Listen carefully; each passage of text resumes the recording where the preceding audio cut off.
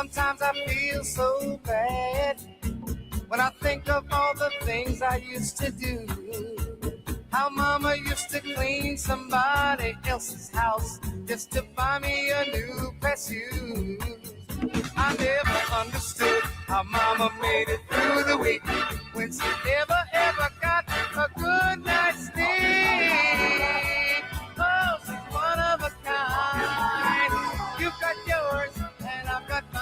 Oh, hey mama, my heart belongs to you.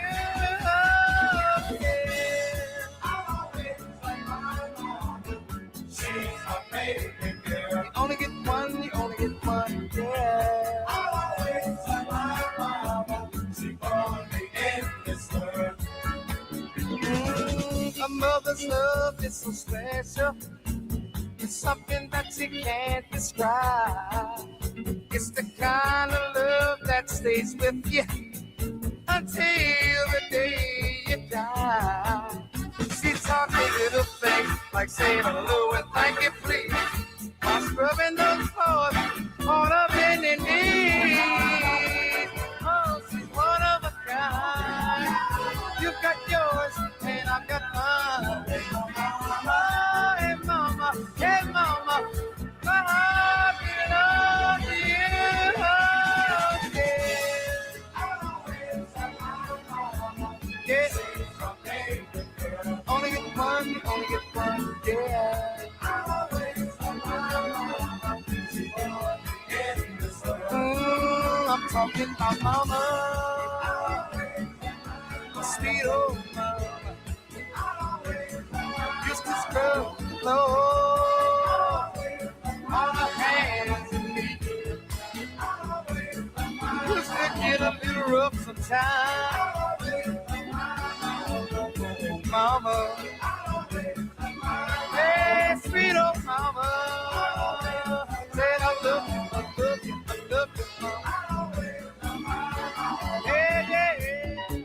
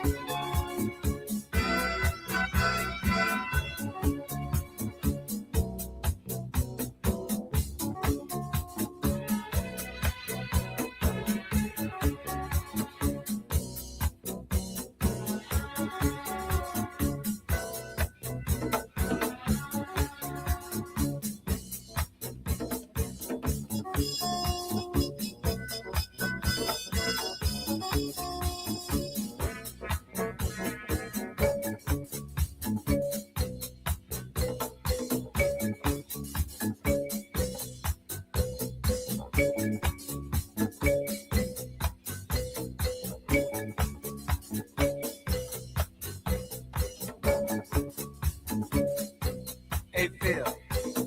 What? You remember when we used to gang one, baby? Man, was we crazy? Yeah, man. Then we met the other fellas, Bill and Sonny. They drinking that wine. Remember the schoolyard days? Yeah, we had to take you home, man. You were out of it, man. Better days. Lord have mercy. Hey, but listen, Yeah.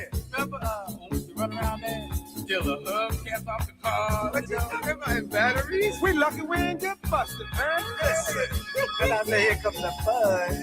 Hey, Bird, what color was you coming to be? That tender line. Oh, man. Oh, Bird. But dig this here. Now, see, when all that gang war was going on, I'll tell you one thing that I never forget. What was that?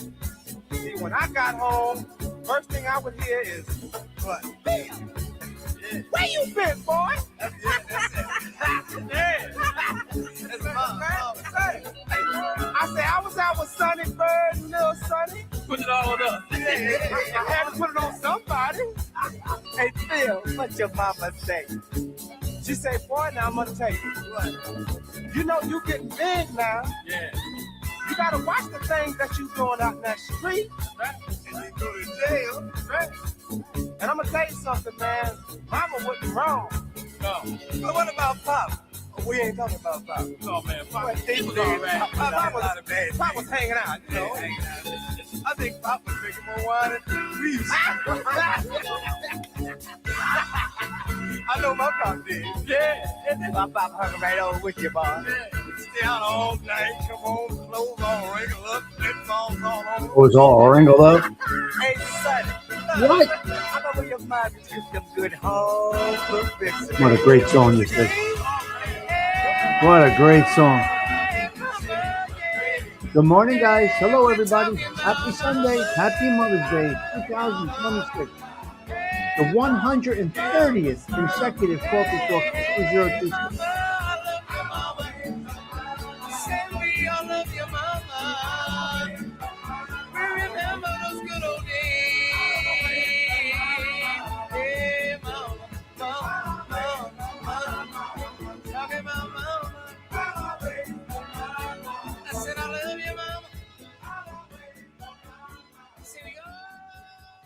And that is that for that. Let's get rid of that. Hello, everybody. What is that going on there? Let me see. All right, we got that over there. This is there. Can you hear me? Give me a little check on the audio if you don't mind. I would love that. Oh, Sada Treats, I see you. What's going on, Osada? Delilah, good morning. Good morning. Happy Mother's Day to all the moms out there. Let's do a little math over here. In my counting, not Mike F and Delilah, in my counting, we are 130 plus 365. We are at, on this Mother's Day, 495, 100% verified consecutive coffee talks at the social club. What did I say? 495? Wow. Oh my God. That's great. I love this. Having such a good time here. Thumbs up on the audio, please, if you don't mind. I would appreciate that. Thank you, Delilah. Okay, so you can hear me? Mm-hmm. Good morning, Mustang. That's Mama. 19 years old right there. Hello there, Mustang. Let's go up to the top here. So we got Stephen. Good morning. Happy Mother's Day to all the special moms, of course. Bambi Palermo. Good morning. Coffee and cannolis at the bar. Help yourself. She always welcomes everybody in. Set up the chairs. Yes, Polak. Blessings to all the moms. Delilah, happy Mother's Day to all the moms in the social club. Yes, yes, yes. We have the best moms around here. The best. Happy Mother's Day to all from ALV. ALV, good morning. Well, I got a woo woo. We got thumbs up on the sound. Thank you so much. Awesome sauce. Awesome sauce. So yeah, we're going. Still going strong. 130. It's crazy. The social club ain't gonna set itself up. I mean, really. This is the truth, you. Let's go on camera here. Hold on. Let's take the banner off. We don't need that banner right now. Let's take that banner off. Sometimes I think about changing my screen name. Oh, today we're talking Paolo Borsellino. Oh, let's see what this guy's story is all about when we get into that shortly. We're going to take our time, though. There ain't no rush. You got to be easy. Easy like Sunday morning. Now, first things first, coffee. Oh, let me get that sip in, okay? Let me get that sip of coffee in. Boy, oh boy, it's going to be a beautiful day, hopefully. Pete Rizzolo, good morning, and happy Mother's Day to all the moms. Yep. Happy Sunday, everyone. Barry, happy Mother's Day. What a great group of people coming here. The best. Awesome sauce. Yeah, wasn't it a commercial? Awesome sauce. What do you want me to tell you? We do memories here, you. We go back. We don't never know what it's going to be, you. Awesome sauce. Now I'm going to use it all week. Now it's going to be stuck. Now I'm going to be stuck with it. Okay, so now we're not so blue today. Now they're not doing it. Make another comment, somebody, please. So you don't see it. Okay, yeah, it is. It's darker. Pete's darker, yeah. Yeah, and you guys don't see it, but we see it. We see it. So awesome sauce. Stick it in your brain for the rest of the week, okay? Stick it in your brains from now until eternity. We're going with a full week of awesome sauce, Mustang Mike. Awesome sauce. Braille I'll never use. Never. Not this graziad, sweetie. Come on. So happy Mother's Day to all of the women in the social club. You are a woman if you gave birth. You are a woman if you have a dog, a cat. Taking care of anybody. The nurturing ways of a woman is not just in giving birth. Okay, just so you do know.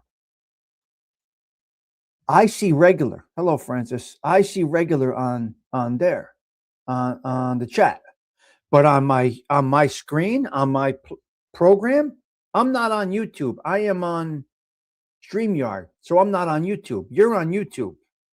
Yes, my destination is YouTube. I could pick Facebook. I could pick Instagram, your sister's ass. I could pick any platform I want to stream to. They're all set up in my destinations, but I'm on StreamYard. You're on YouTube. So yes, whether you have a fish, a dog, a cat, take care of anything, anybody. You have nurturing in your soul. So happy Mother's Day to all the women out there. Every female.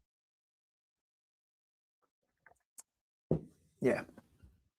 Conversation came up yesterday about LGBTQ and man buns. And so somebody wants to do a show about LGBTQ, do a summary of all of this stuff.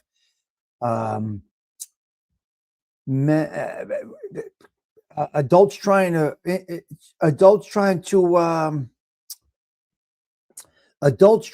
encourage children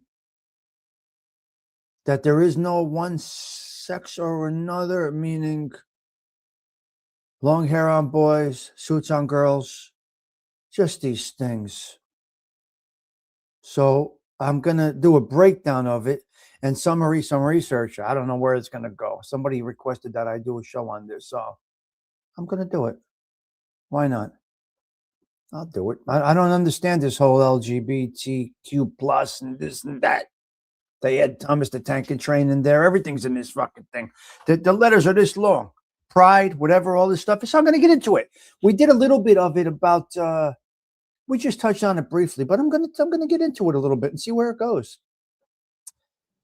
It's too much. Can be a matter of opinion, also, Bambi. So right, so me to each his own. To raise a boy with girl things, to raise a girl with boy things. I don't know. I'm not sure how I feel about this. Yeah, you're shamed for being straight, right? Shame on you for being straight. We don't have a flag, Bambi. We don't have a voice or a flag. So I'm concerned. They're trying to indoctrinate little children that, oh, you're not you could. What? Okay. That's your opinion. Hey, silent one. Good morning, motherfucker. Great to see you. So it was requested of me to discuss. And I think I'm going to do it with Fern, maybe next Sunday. We're going to see. A pet parent day? Okay. I have no idea, Elmi. You think I pay attention to that?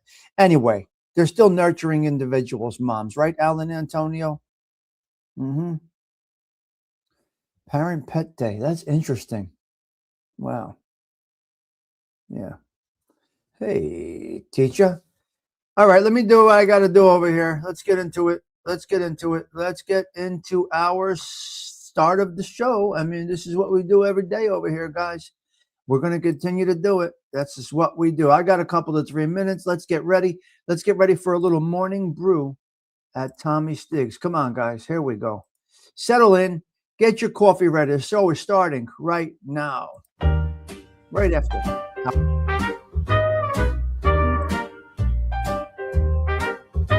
Same old stool, same old chrome and shatter. Coat on the hook like it doesn't even matter. Door swings wide and the night just steps aside when that first cup smiles at me. Morning brew at Tommy Stigs, where the troubles come in small and the dreams pour out in big. Sugar on the counter, laughs floating over the rugged. Life feels large and lovely from a little porcelain mug. Frank on the box, humming low in the corner. Steam writes my name on the glass by the order. Jokes with the boss about yesterday's close call. He says, kid, you made it, you're here, that's all. Morning brew at Tommy Stigs, where the worries shrink to crumbs on the plate beside the figs. Stories in the sunlight, stirring slow with every shrug, yeah. Life feels large and lovely from a little porcelain mug. Out on the avenue, they chase their noon. I got time on a spoon and a second cup too. Oh yeah. If the world goes fast, let it pass, let it spin. I'll be right here every day. I'll be right here where my day begins. Every day. Morning brew at Tommy Stigs, where the city takes a breath and the heart learns gentle gigs, quiet conversation. And a wink, and a nod, a shrug, yeah. Life feels large and lovely from a little porcelain. Yes, I'm singing in the background, Mustang. Just me and my view, and that first sip, cool and new. Another beautiful day coming up from a little porcelain cup.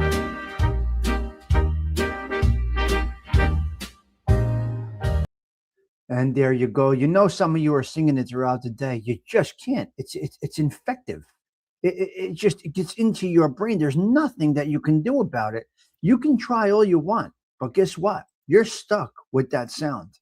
It ain't happening. You are stuck with it. And I guarantee you that. Hey, teacher likes this song. Good morning, Dean. Good morning, Gerard.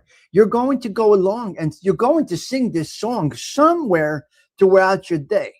This I know as fact. Do you understand me? Life feels large and lovely. And we start the day from a little porcelain, especially when it's got the Serenity Prayer on it. Hello. The camera may go in and out. It's actually a camera that follows you.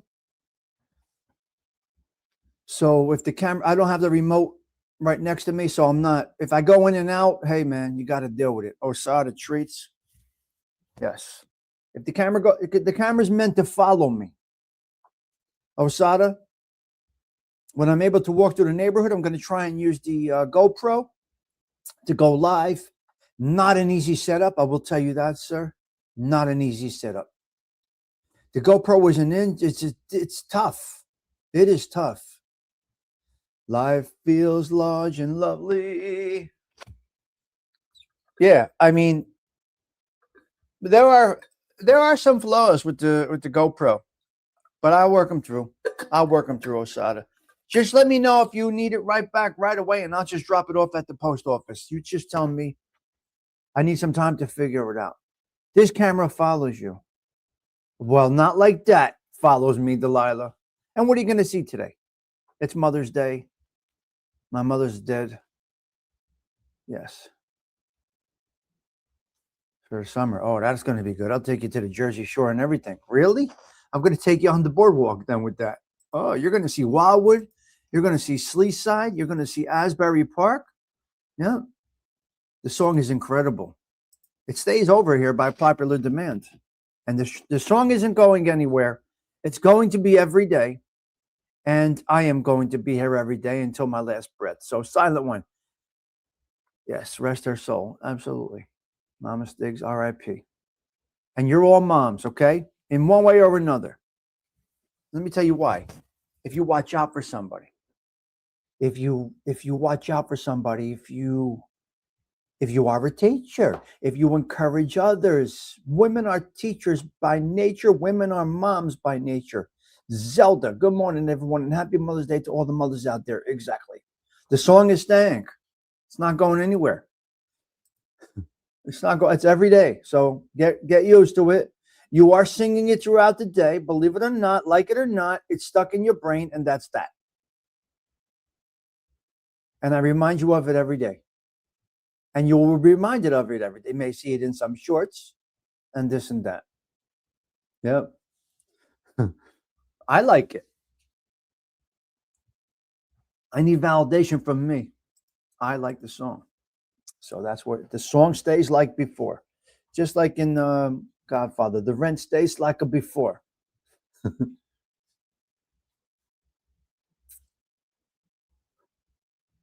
Wait, it's not real? It's Mother's Day and my mother's dead. He needs a drink already. God forbid, thing do. Someday you will be an orphan just like so many of us here. God forbid, when that time comes, there's nothing that I could do right now to prepare you for that time. So do it. Enjoy it. I speak frankly. Well, I got to nice and smooth and sensitive. It's Mother's Day. My mother's dead. What are we going to do? What are we going to do? She did her job. I made her proud. 1996, from that day on, I spent every Mother's Day with my mother. She got blessed on that May 9th of 1996, 30 years ago. Today, I spent Mother's Day with my mother and gave her the best gift of her life, next to her grandchildren, obviously. Same to you. You're going to the cemetery. That's a tough one, man. James Simpson, good morning to you. Great to see you. Stony motherfucker Tony's here. Yeah. So that's where we're at, man. This is for life. This is the real thing over here, guys. What are you going to do? You can't stop the reality. Okay, I'm going to get into a little content right now. For those of you that are blessed with the presence of your mom, consider yourself blessed. I made a post, I think, on Facebook yesterday. Here, let me show you the picture. I got to take myself off the screen. You want to see something crazy? I'll show you something crazy. It might not show up, but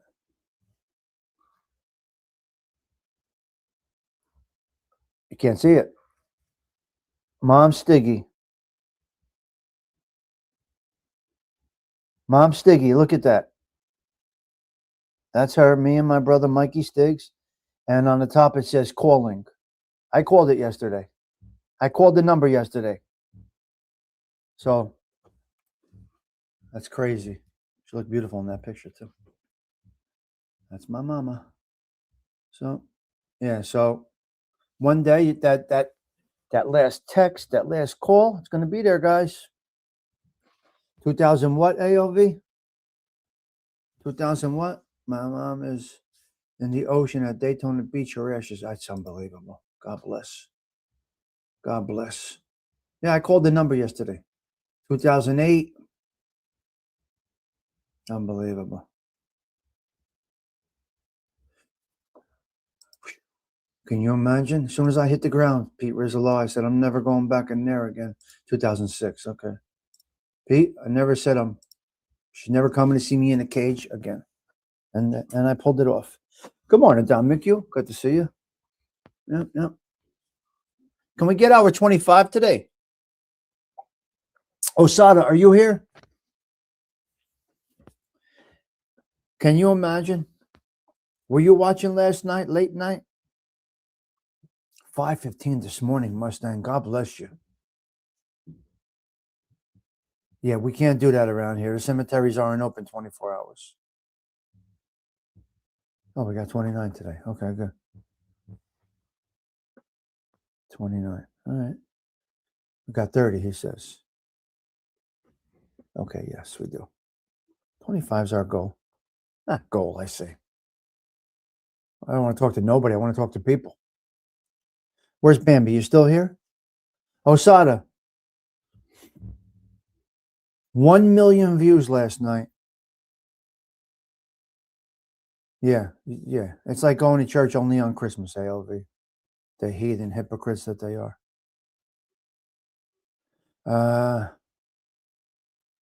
1 million views. This is the first I've seen of this. 1 million views in one night. MMA Holes last night. What a fucking show he had. I was out. I got a gifted membership. So I went in there to thank whoever gifted my membership. Got a gifted membership to Maz. MMA Holes last night. He got 1 million views in one night. He had to break it up into 2 shows. That's content. Yeah. It was insanity. If anybody watched that last night, it's unbelievable. And he was managing it pretty well. He's got moderators, managers putting the super chats up, putting this and that, your sister's ass up. 1 million views in one night. That's content. What is this little small potatoes over here? I don't even know what I'm doing. I have no knowledge of what I'm doing, nor do I care to. You were in. Oh, was that Prudential, right? No, I'm not interested in that. I don't like it. I don't like the sport. When my son said he's going to box, I said, oh, here we go. Because he was a wrestler, a lot of wrestlers. Yeah, they like the Ultimate Fighting. I can't watch it, ALV. It's not for me. They were at Prudential last night, I believe. Is that correct? Over here?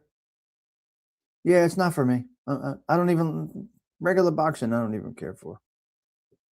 Wrestling, I like. Man against man, taking him down, no injuries. You know what I mean? No, not looking to hurt you. It's just strength against strength. Boxing is just get a concussion, and that's it. Give the guy a concussion. MMA is a whole other situation. You love boxing and you're not a fan of MMA. So I could watch a little boxing, but I could watch a little I won't watch MMA. It's just not interesting to me. That doesn't make anybody that likes it tougher or weaker. It's just not for me. I don't think it's a useless sport. But boxing, a little bit. Very little. Everybody's different, though. Mustang don't like it, huh? All right, let's get into this prosecutor Borsellino. Let's see what we got here. Yeah, boxing is like watching paint dry on the wall.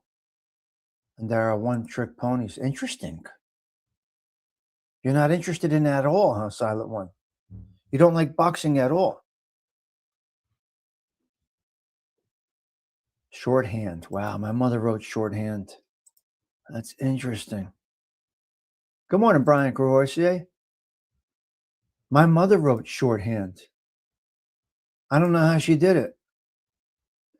Now, I had to do somewhat of a shorthand when you write. When you're writing sports bets, you gotta do a little bit of shorthand, but you know, loan sharking. If you keep a book for your loan sharking book, you got to keep it short. There's a little shorthand involved. So guess what? We mix everything.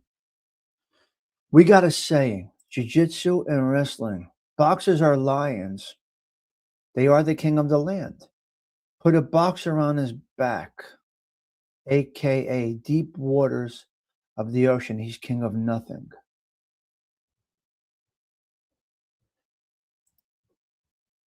You took a class at Belleville High School called Note Hand? Never even knew they would have a class like, well, what? Where was I?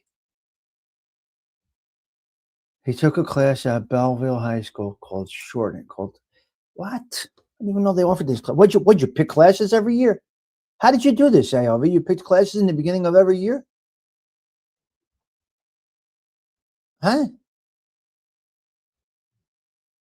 How do you take classes? So you picked a class?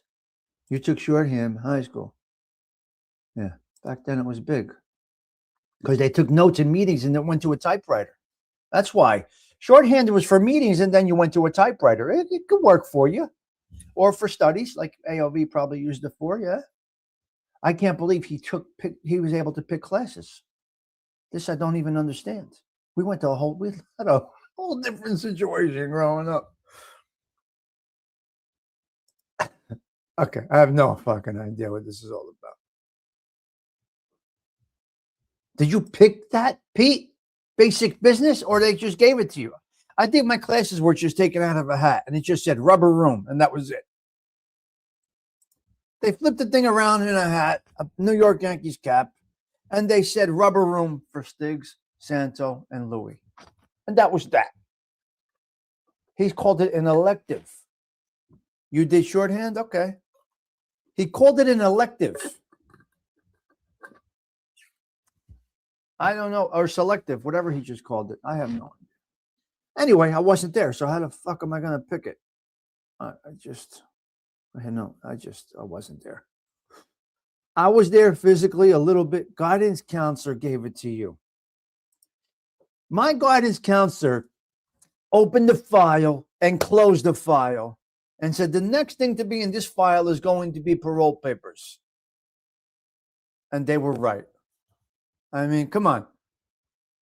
That my school file? Unfortunately, and it's not even a joke because it's very sad. I would have been successful in life had I paid attention, and I did not. Now it turned into a bum, so to speak. Right? This is my school file. And I made the honor roll once, so shut up. Stay in school. Stay in school. What a mess I did. Gonna read my mother's diary today. Oh my God. Oh, wow. Very interesting, Zelda Tama. We're talking about it because I'm gonna read my mother's diary today, and part of it's shorthand from high school. Wow. Half of the year was typing with Mr. D. I was in there, and half was note hand. Joe Saccone showed me a diploma in 9th grade and said, no trouble, 3 years, and it's yours. Yeah, Joe Saccone. Saccone, cousins with Falcone. You see where I'm going with this? Did you hear me, Pete Rizzolo? Joe Saccone, cousins with Judge Falcone. You see where I'm going with this? The radar was up from 8th grade.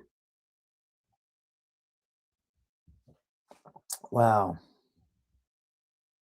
So corporate world, they use shorthand in a meeting, and then they go back to the typewriter. The typewriter. And they just type all those numbers, letters, everything. All right, let's get into this a little. Let's see what this guy's all about. All right, let me edit the avatar. We're not going to keep that up right now because we're going to talk demonic stuff. I worked on his wife's 280ZX in the shop for her. His wife. What about his gumada? Did you work on her car? These dirty motherfuckers. Now AI does take notes for you every single day. Yep. Slept in. CG2, good morning to you. Happy Mother's Day to CG2.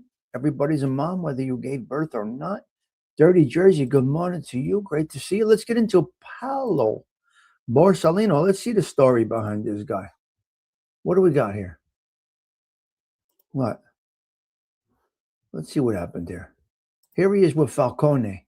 Remember Falcone? Yeah. Carletto. Nobody uses shorthand today. Nobody.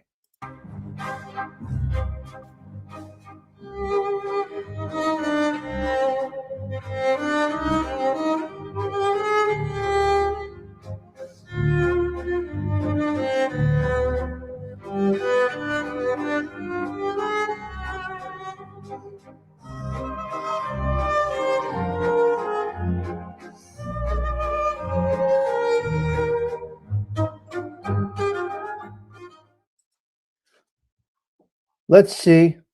Let's see what this history is all about here. We're going to go into it. So I'm going to show you something here, but then we're going to I'm going to show you something here, but then we're going to talk about it. We're going to put my little notes in this here. Let's go. In Mafia history, July 19th, 1992.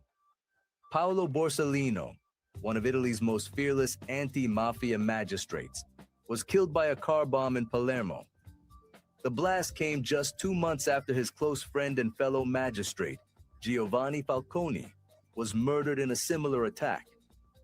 Borsellino had reportedly uncovered secret negotiations between the Italian government and the mafia following Falcone's death.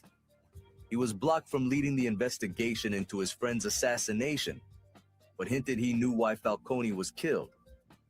In his final video interview, recorded on May 21st, 1992, Borsellino openly discussed a possible mafia link to then Prime Minister Silvio Berlusconi. The interview was barely aired. Berlusconi owned half the country's TV networks. Paolo Borsellino was 52. His death remains one of the darkest moments in Italy's fight against the mafia. Follow for more mafia. And there you go. Let's see. Let's get into it. Let's put our little spin on this. Let's check it out. Paolo Borsellino, 1940 to 1992, was a Sicilian anti-mafia magistrate who, along with his childhood friend Giovanni Falcone, he was involved, transformed Italy's fight against Cosa Nostra. Born in Palermo, he grew up to become a leading prosecutor who, with Falcone, was named a hero of the last 60 years. Borsellino and his close friend and colleague Giovanni Falcone grew up in the same Palermo neighborhood, La Calza, and even played soccer together, childhood neighbors with future mobsters. The same streets that produced Borsellino and Falcone also produced future prominent mafia bosses, such as Tommaso Buscetta, the youngest magistrate. In 1963, after passing the judiciary exam following his father's death, Borsellino became the youngest magistrate in Italy history. Unbelievable. The anti-mafia pool. He worked in a close-knit group of judges known as the anti-mafia pool, created by Rocco Giannisci to share information and strengthen investigations. The Maxi trial, he and Falcone were the key prosecutors in the 1986-1987 Maxi trial. Again, I'm going to recommend, if you are interested in something like this, go do the search on the Maxi trial. It's absolutely unbelievable, resulting in 344 convictions, all mafia members. The mysterious red notebook following his death, his red notebook, or so to speak, diary, which he used to record crucial investigative notes, vanished from the scene of the bombing. So they stole his notebook from the scene of the bombing, which had stuff in there. Wow. The 1992 bombings that killed him and security detail were triggered massive public outrage, leading to lasting reforms in the fight against the mafia in Sicilia. Unbelievable. Why such a passion? Why care so much? This I don't understand with these two guys. Why care so much? For what? You're going to change the world? What the fuck? Yeah, it was incredible. It's Dirty Jersey. It was it's incredible to see it. Let's go over some sad facts about Paolo Borsellino. He was a Sicilian anti-mafia magistrate killed in 1982 by a car bomb in Palermo, just 57 days after his close friend and colleague Giovanni Falcone was assassinated. He was killed at the home of his elderly mom alongside 5 police officers, and his private red notebook containing investigative notes on state mafia collusion disappeared immediately after. So he was dead, Falcone was dead, and the notes that he took to link politics as well as organized crime was gone. Wow. Did they ever find it? Borsellino knew he was next on the mafia's list, stating he was a dead man walking. He worked feverishly to finish investigations despite knowing his time was running out. He knew he was going to get murdered. Targeted at his mother's home, The bomb was detonated just as he was visiting his elderly mother, turning a personal family visit into a massacre. So apparently he rang the doorbell. Okay, I got you. Yes. I understand it. Oh, I have a yes, 100%. So he rang the doorbell of his mother's house. That's where the detonator button was. It was in the doorbell. That's crazy. The missing red notebook. Borsellino kept a red notebook. Agenda Rosa, it was called. The red notebook. Agenda Rosa, yeah. Filled with findings about mafia links to politicians and potential state mafia negotiations. This notebook vanished from his car wreck in the chaotic aftermath with suspicions of Secret Service involving in the disappearance. The blast in Via d'Amelio killed 5 of his police escort. Not going to get into the names. Many believe, as Reuters reported, that Borsellino was killed not just by the mafia, but because he had discovered secret negotiations between the state and the mafia. Unbelievable. The family refused a state funeral. His family was so outraged at the lack of protection for him and the lack of state transparency that they refused an official state funeral, demanding that no politicians attended his private funeral. His family wanted none. No. His family wanted no. But are you surprised? How are they going to protect him? You can't protect against that mafia. Are you nuts? It's unbelievable. So, despite his status as a hero, statues and memorials honoring him and Falcone in Palermo have been vandalized.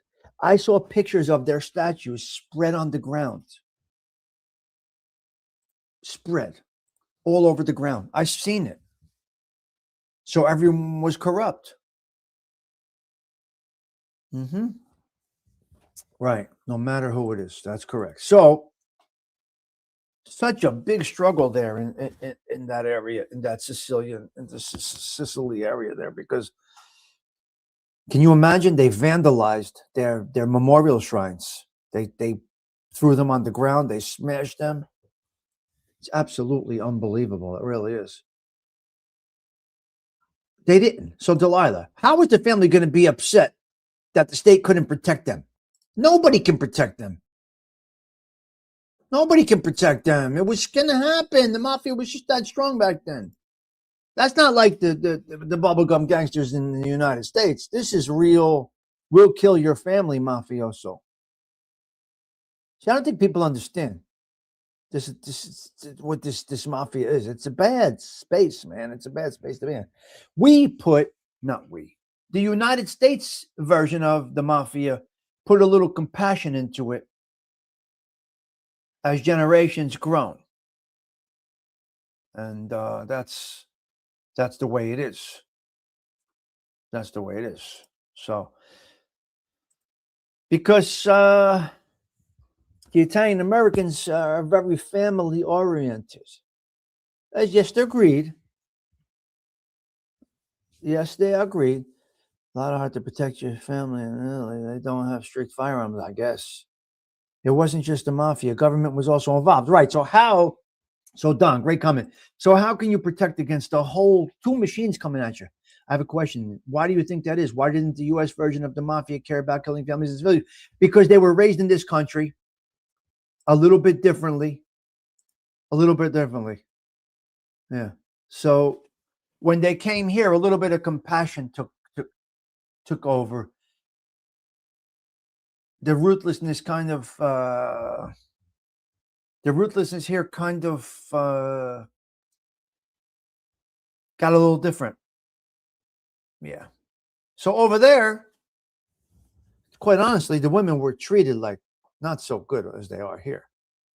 It was the raising here. And I like the American Cosa Nostra better than the Sicilian, from Italy. I like it. I like the way it is better here. Mob here created their own world. If you weren't willingly a part of it, you weren't affected. Somewhat. Now, in later years, because if you look at the Black Hand they kind of infiltrated their own. So it took maybe a couple of generations, ALV, to work through that. But yeah, that's about right. When our family came over, America was ran by the English. Yeah, it took time, Bambi. Yes, in the beginning. Yes, sure. But that all cycled through. But that didn't cycle through until the Cassos were gone. The Casso type guys were gone. They still held on to that. But you gotta consider these are unstable mafioso over here, some of them. So it's interesting. I like this way. I like the more family oriented, but I say it again, like many people have said, that thing and family racing does not mix because it's going to be turmoil eventually. It doesn't end well for anybody. Many. No, yeah, babe, these people glorified. They look up to them as heroes. No. That was probably the last of it.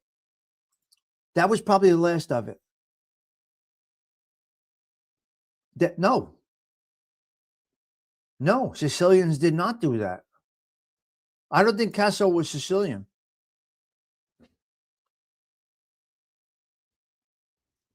So that was basically the last of it. Like to use bombs, right? But it cycled through.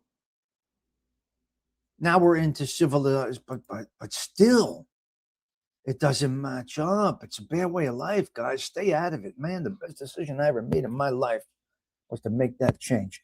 Oh, let's go through the day of. I know the Sicilian didn't do it, but didn't they say bomb because they wanted people to? Yes. He was trying to be as ruthless as Totoriano. Okay. He was trying to be as ruthless as the animal, Totoriano. No doubt about it. 100%.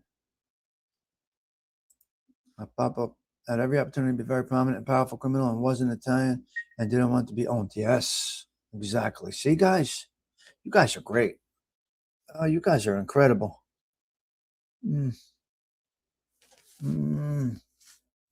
Hold on. I got to text my godmother back.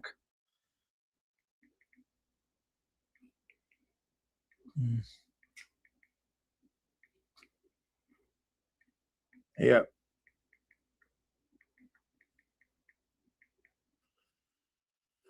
I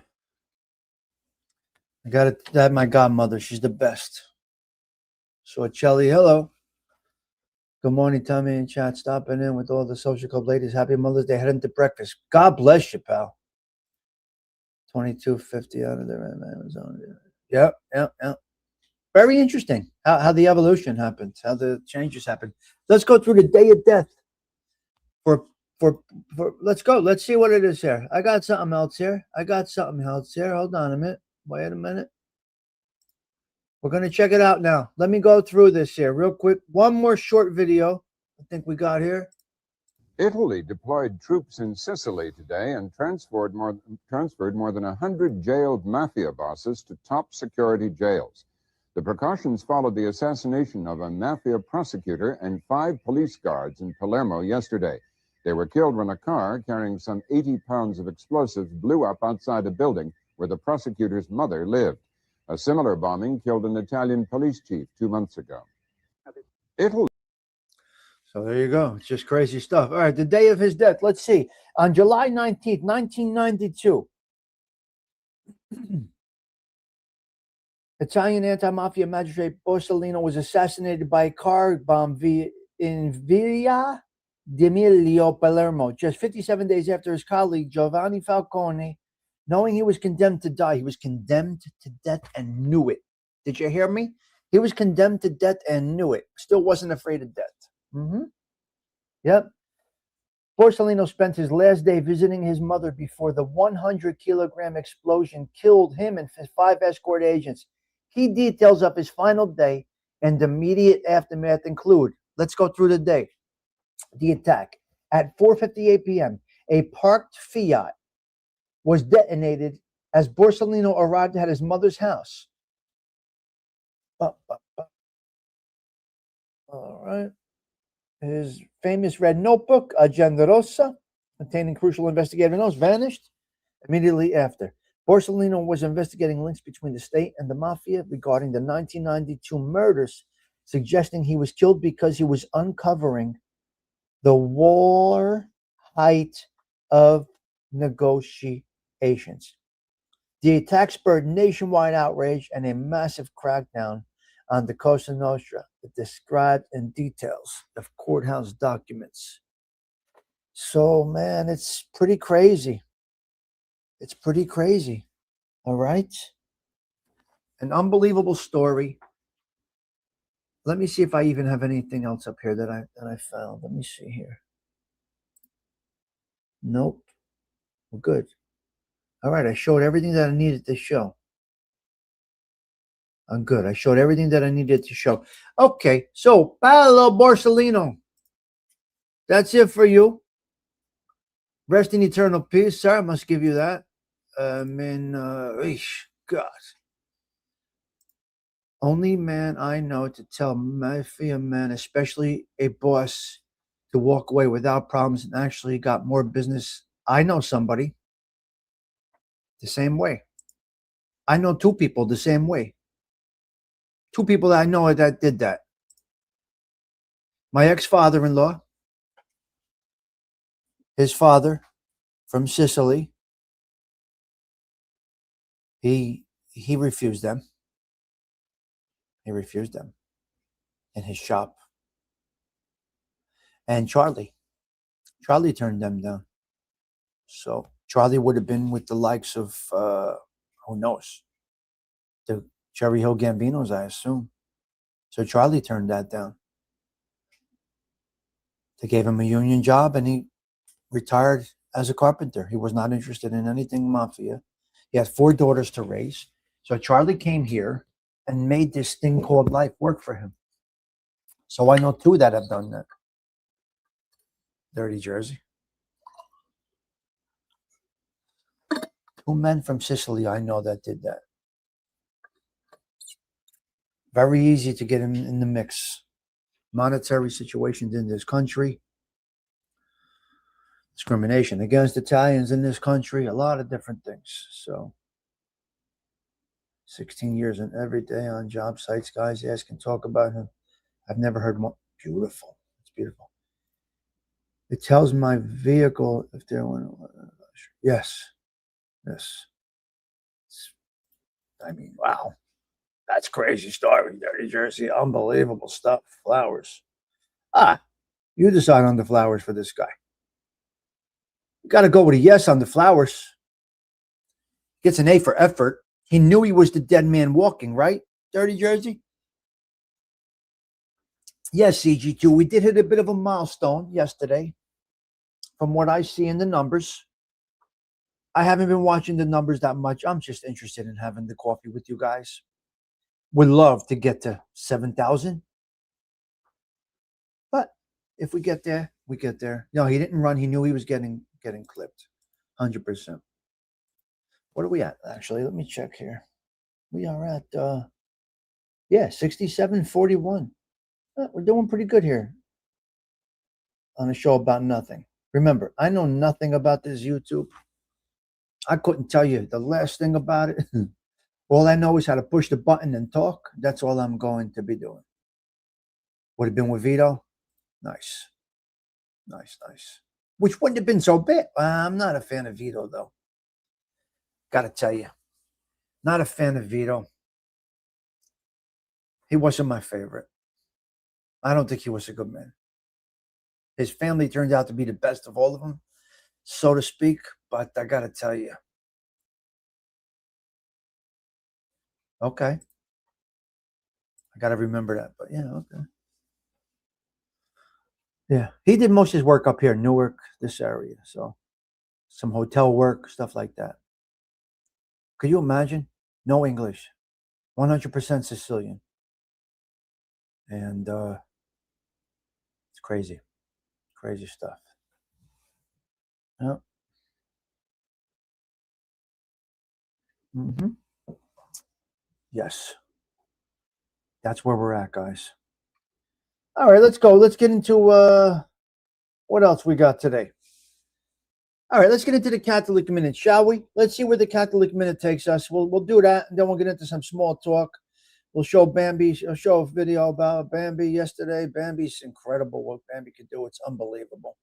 It really is unbelievable. Let's go with the Catholic Minute. He speaks of the blessed ones, faithful lives we told for our heart. To mystis Catholic minute, reading so. All right, let's do a little bit of a Catholic minute. Here we go. The primary feast on May 10th in the Catholic Church is Saint John of Avila, a priest and doctor of the Church. In some regions, notably the United States of America, it is also celebrated as the optional memorial of Saint Damien. We spoke about this last year, and I was confused about this one. It's Saint Damien. The name just I told you. Yeah, I wasn't a fan of it.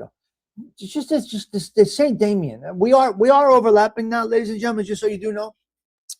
Let me explain. It appears that today might be the day that we are overlapping. I believe I may have started this on Mother's Day last year because we are now. I'm seeing a familiarity in starting today. This might be the first time I see that familiarity or possible repeat, but I'm still going to do it. It's part of the show. We're going to keep the Catholic Minute, whatever. Who knows? Who knows what new person comes into the show, right? Hey, teacher, and it affects them. We don't have the same people we had last year. So who knows? Right? So there we go. So, yeah. So Saint Damien of Malacaya, okay, known for his work with lepers. Other commemorations include Saint Antoninus and Saint Jordanius. Key saints celebrated on May 10th are Saint John of Avila, a Spanish priest, preacher, and spiritual director known as Apostle of Andalusia. He was declared a doctor of the Church by Pope Benedict XVI in 2012. Saint Damien, 1840 to 1889, a Belgian missionary priest who volunteered to serve as a leper colony in Hawaii and is the patron saint of lepers. Can somebody please explain to me what a leper is? Leper? I do not know. Forgive my lack of education. Remember, not only did I cut regular school, I also cut Sunday school. Do you understand? Do you understand? I cut Sunday school. I wasn't there either. So it's basically 7 days a week. I was not where I was going to learn something. I wasn't in the places to learn proper things. Yes, I did cut Sunday school. Yes, I did. Okay, what do you want me to tell you? I'm probably the only kid that ever did that. Oh, limbs fall off. Okay, wow. All right. So paint your sand. Okay, thank you. And now, of outcast. If you're an outcast, Saint Antoninus of Florence, a Dominican friar and Archbishop of Florence, recognized for his pastoral care and charity, often celebrated on this day. Other commemorations: Saint Gordianus, a Roman martyr associated with Via Latina, Saints' Quarters, and Quintenus, early martyrs. Okay. Yeah, I guess it's an outdated disease. Yeah, Bambi. This is what happens with these things. So, yes, I did cut Sunday school. Look in my face. Not only did I not go to regular school, I did not even go to CCD, Catechism. I don't even know what it stands for. Catholic. CCD means what? What is the meaning of CCD? I have no idea. Yet I made my communion and I made my confirmation. You figured that one out. I graduated high school. I was never there. I made my communion and confirmation and I was never there. It all started with this suit. Okay. And then that's where it went. Okay. So there you go. That's probably my communion suit right there. It was all about fashion for me. I have no idea. I couldn't tell you, but I wasn't there. What do you want me to tell you? What can I tell you? I was a wild kid. Wasn't going to end well, and it surely did not end well. So we go from that and we go up to that. That's where we are modern day. Okay? That's where we are today. So this is where it started. Right here.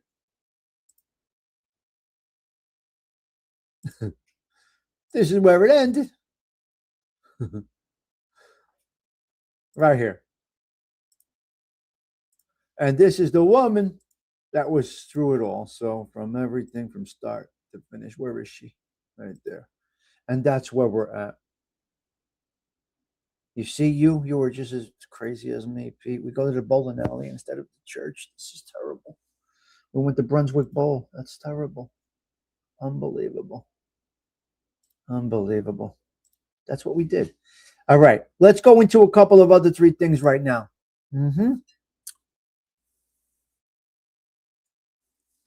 Let's now dip into Bambi Palermo. Wait.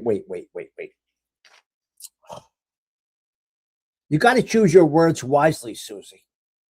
Got to watch how you say things. This woman with this stuff, I don't even know how she does it. I got to tell you, just this woman's absolutely incredible. Take a look at this production by Bambi Palermo. Oh boy, she's saying. Got to choose your words. Back in the old days, sports betting wasn't run by corporations. It was run by a guy named Tommy, 3 cigarettes, a busted calculator, and pure emotional instability.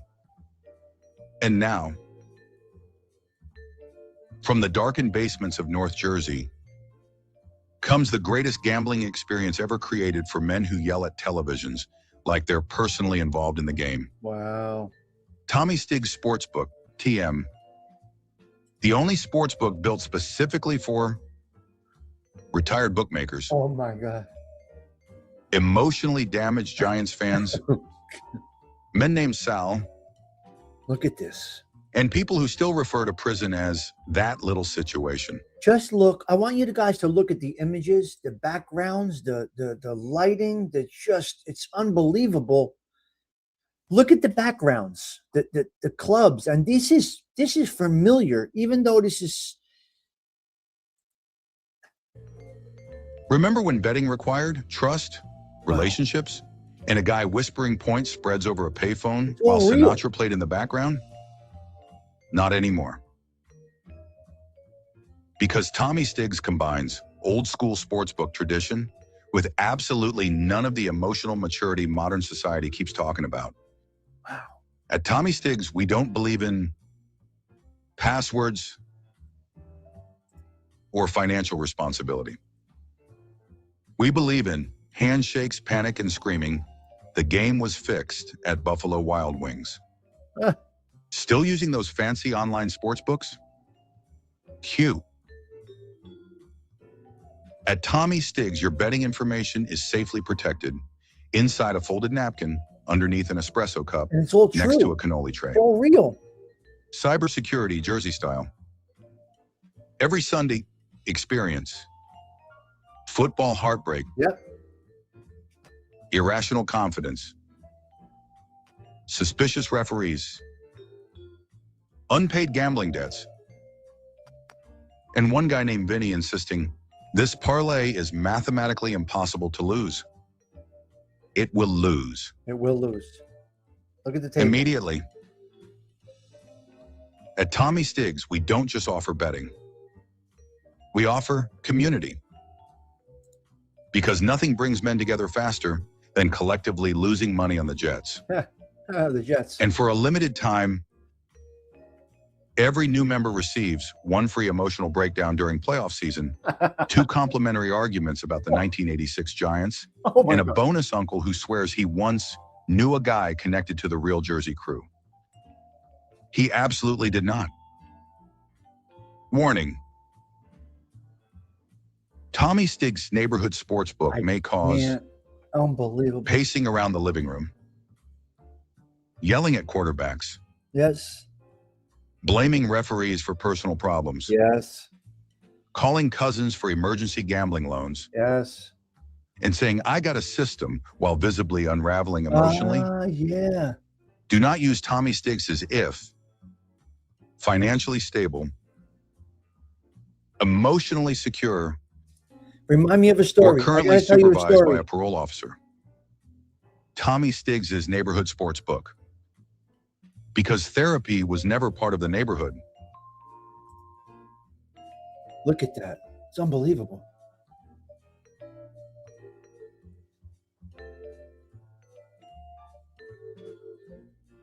Look at this. She's unbelievable. I can't with her. She's just absolutely incredible. Now, you were getting a little yelled at last night, Bambi.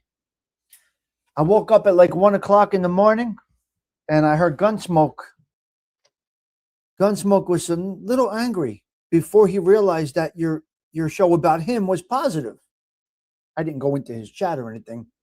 I just had it on while I was sleeping. I don't remember. TV's on all night. YouTube's on. I leave it on. I just whatever. And it just goes through a thing. So I was probably watching something. Oh, I was watching the Yankees. Yeah, he loved it after. But first he thought it was, because people are just that. Well, Bambi, that's the problem with that community, so to speak, is that everybody's on the defensive because they feel like somebody's attacking them. And I remember FBS did it to me. I was at a baseball game. The music was playing. I posted it and I said something about YouTube and this and that.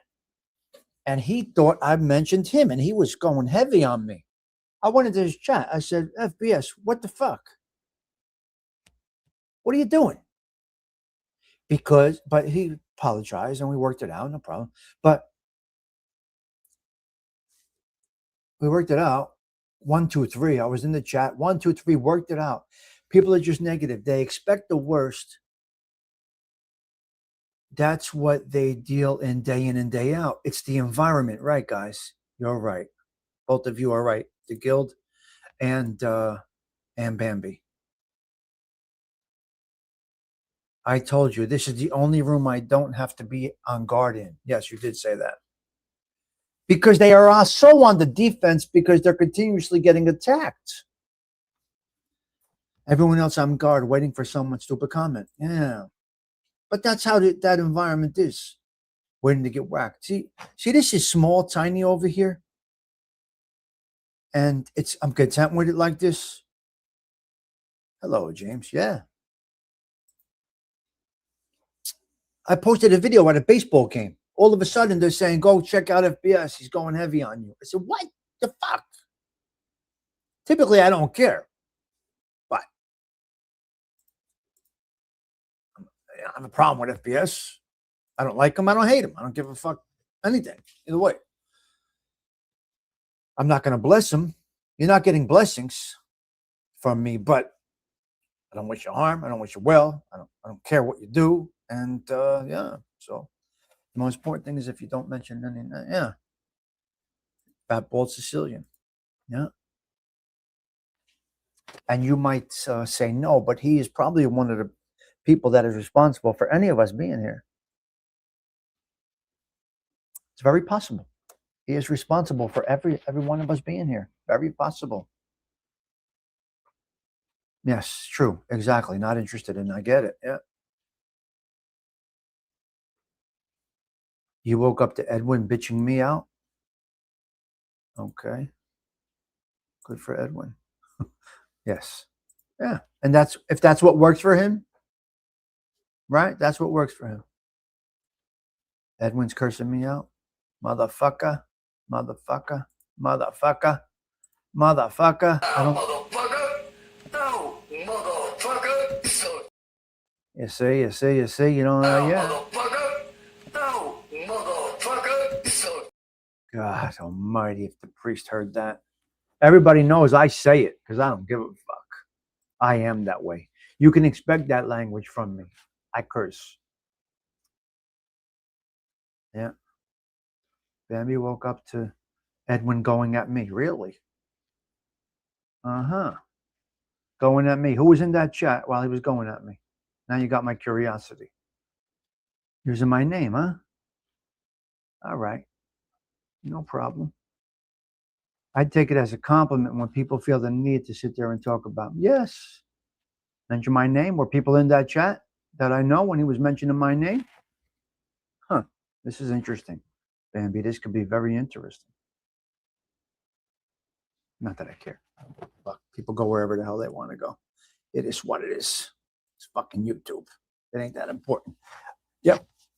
Weird. Well, that would be the first time he said my name. Interesting. Okay, so let's go to the Yankees last night. I'm watching the Yankees. He didn't like you playing him cursing? Then don't curse. He did a random freestyle fireside live last night in the chat, in the vertical stream, and asked, can I bring up something controversial? I said, no. Good call, AOV. Keep your channel like that, please. Yes. Don't act a fool in public, and someone will regret. Right. So I guess there's some regret there. Right? Cursing like an animal. Motherfucker! No, motherfucker! Your wife is watching, your daughters, your sons, this and that, your grandchildren are watching. Terrible. Terrible for someone to speak like that. I mean, who does that? Who speaks this way? Motherfucker! No, motherfucker! So the jig is up. Anyway, he's got 1,000 fucking clip channels about him. He's got full channels about him. Yeah. They listened. They listened. Beautiful. Yeah.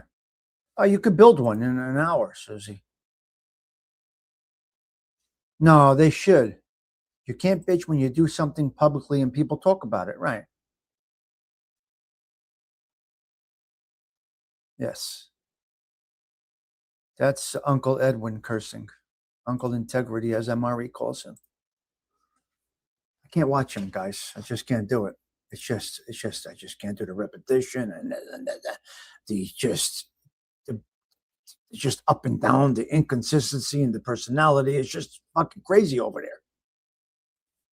Out of his mind, the guy. He doesn't know. One day he will be calm. The next day he's screaming and yelling. He's on 9 o'clock at night, screaming and yelling. Puts a prayer up about somebody's mother before you know it. Beautiful prayer about somebody's mother and somebody's family and somebody's kid that's in the service. And then 20 minutes later, he's cursing motherfucking people. You just can't. He's mixing prayer services. It's just out of control. Bipolar, Patty Daly, I guess. Okay, well, yeah, judgmental. Yeah, he's the judge and the jury. Yeah, the guy's got issues, man. People don't realize that everything they do on the internet is saved forever, and their children and grandchildren. And I've never done anything or said anything that I would be embarrassed of. If I told you to go fuck yourself, you've earned it. If I told you to go fuck your mother, I don't care if you have it, don't have it. If it's played back to me, I don't give a fuck. You like that one the best? Yeah, you did. AOV's was good yesterday. Yeah. I don't give a fuck if I'm recorded. I don't care. See, there's a difference there. There's nothing that you can do to me that Castro has not already done. What can you do? Take my YouTube channel away? So what the fuck?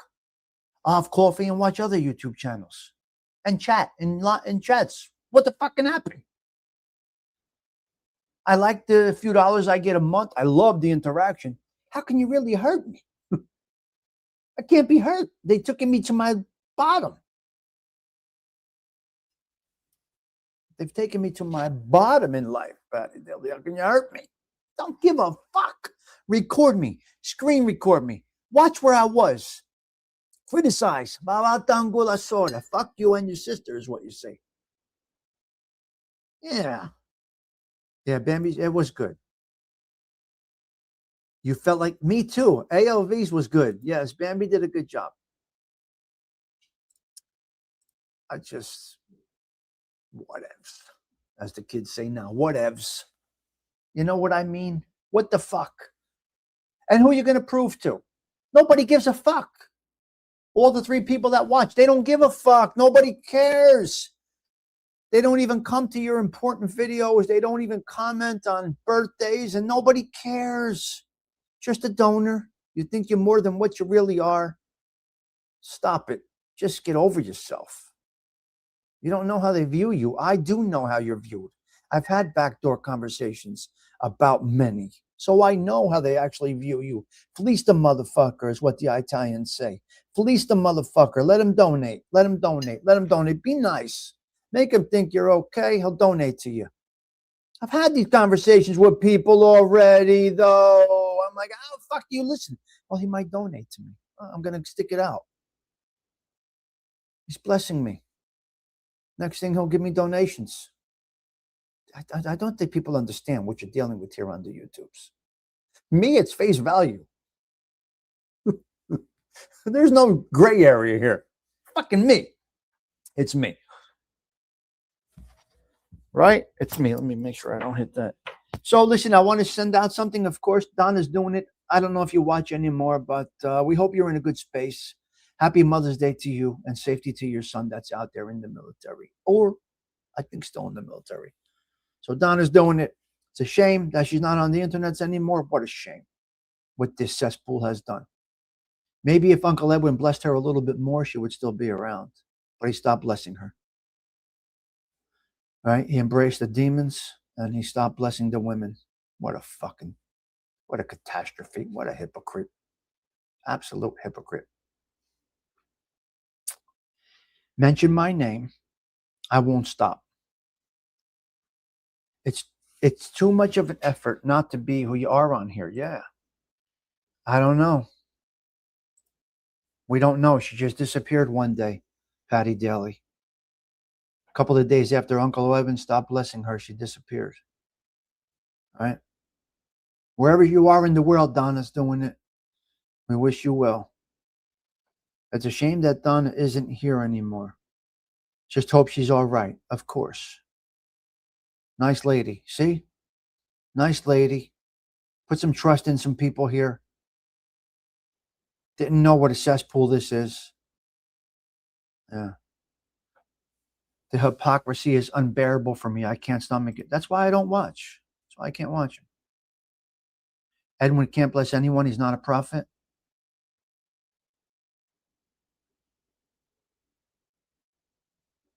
Yeah. Who knows, Bambi, right? Hello, Cheech. Good morning to you. Hope you're well.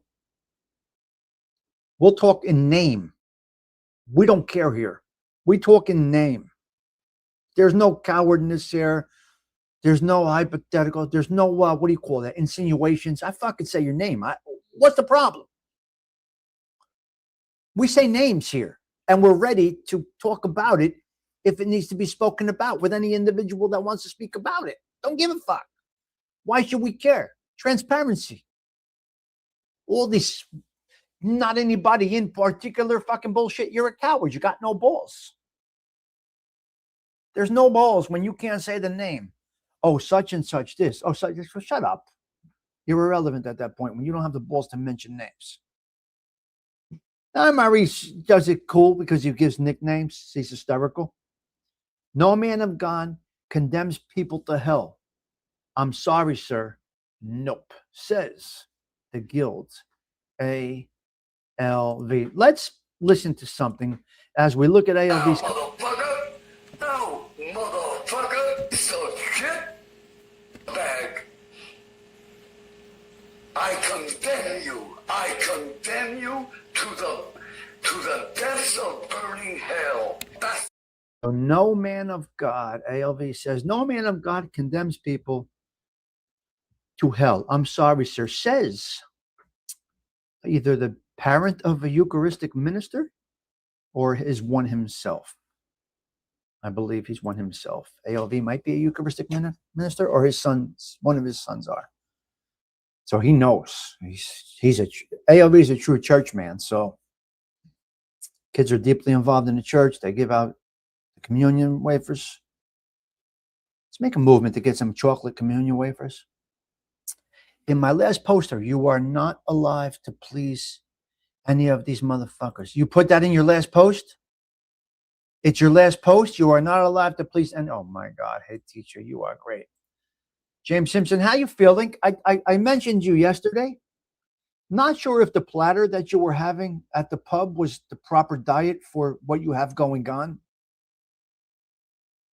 Just my son. I'm only a lowly usher. That's good, an usher. It's a God complex, we call it. Interesting. Patsy, what's up, my man? Good morning to you. Yes. Beantown, Patsy, what's happening? Hope you're well. What's on your mind on this lovely morning? Mob Rat Hunter, always with the God bless the cleavage. Here we go.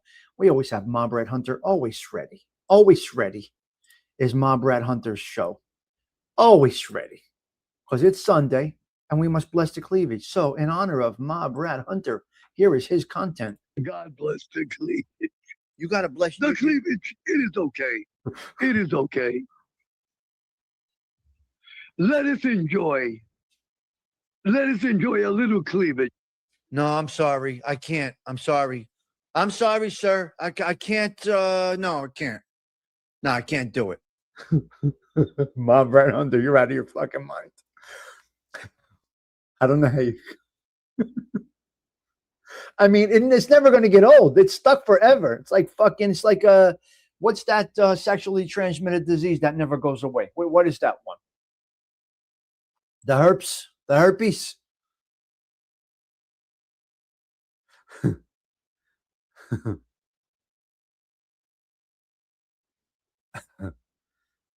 Creepy uncle vibes. Wow. Grown men and women calling and saying, he said, she said, unbelievable. The only thing I could think of is if he knows you hang out with pizza. I don't know what you guys are talking about, but okay. I don't know what's going on, Bambi, what you guys are talking about. A bad cold sore, yeah. Who was the context? What was the context of that clip? Does anyone know? I don't know. Mob Rat Hunter cut that, ALV. I don't know the content. I don't know the show. Again, I don't really watch that much. Yeah, so I got that from Mob Rat Hunter right there. So, I streamed it while I was live without his permission, actually. Without his permission, and that was wrong of me. But so I streamed Mob Rat Hunter. So I got that whole clip because I streamed Mob Rat Hunters. I didn't see that live. I saw it on Mob Rat Hunter's channel. Remember, I'm not subscribed to Uncle Edwin, so I don't know. I'm obviously subscribed to Mob Rat Hunter. So that's where I got it from ALV. I don't know where it came from. Tell me you should check out the Sunday roast. Okay. This is Hey Teacher right there. Oh, come on, guys. Let's get her there. Can I get 3 subs to Hey Teacher? There's not that many here today. We get more of that on the wind down, you. Yeah. Yeah. Look at this. 1 hour and 25 minutes talking about absolutely nothing. Hey, friends, buy my book. It sucks. I guess Beantown and Bambi are having a conversation about something. I personally never had a problem with him. I was banned for being friends with Stigs. What man of God acts like that?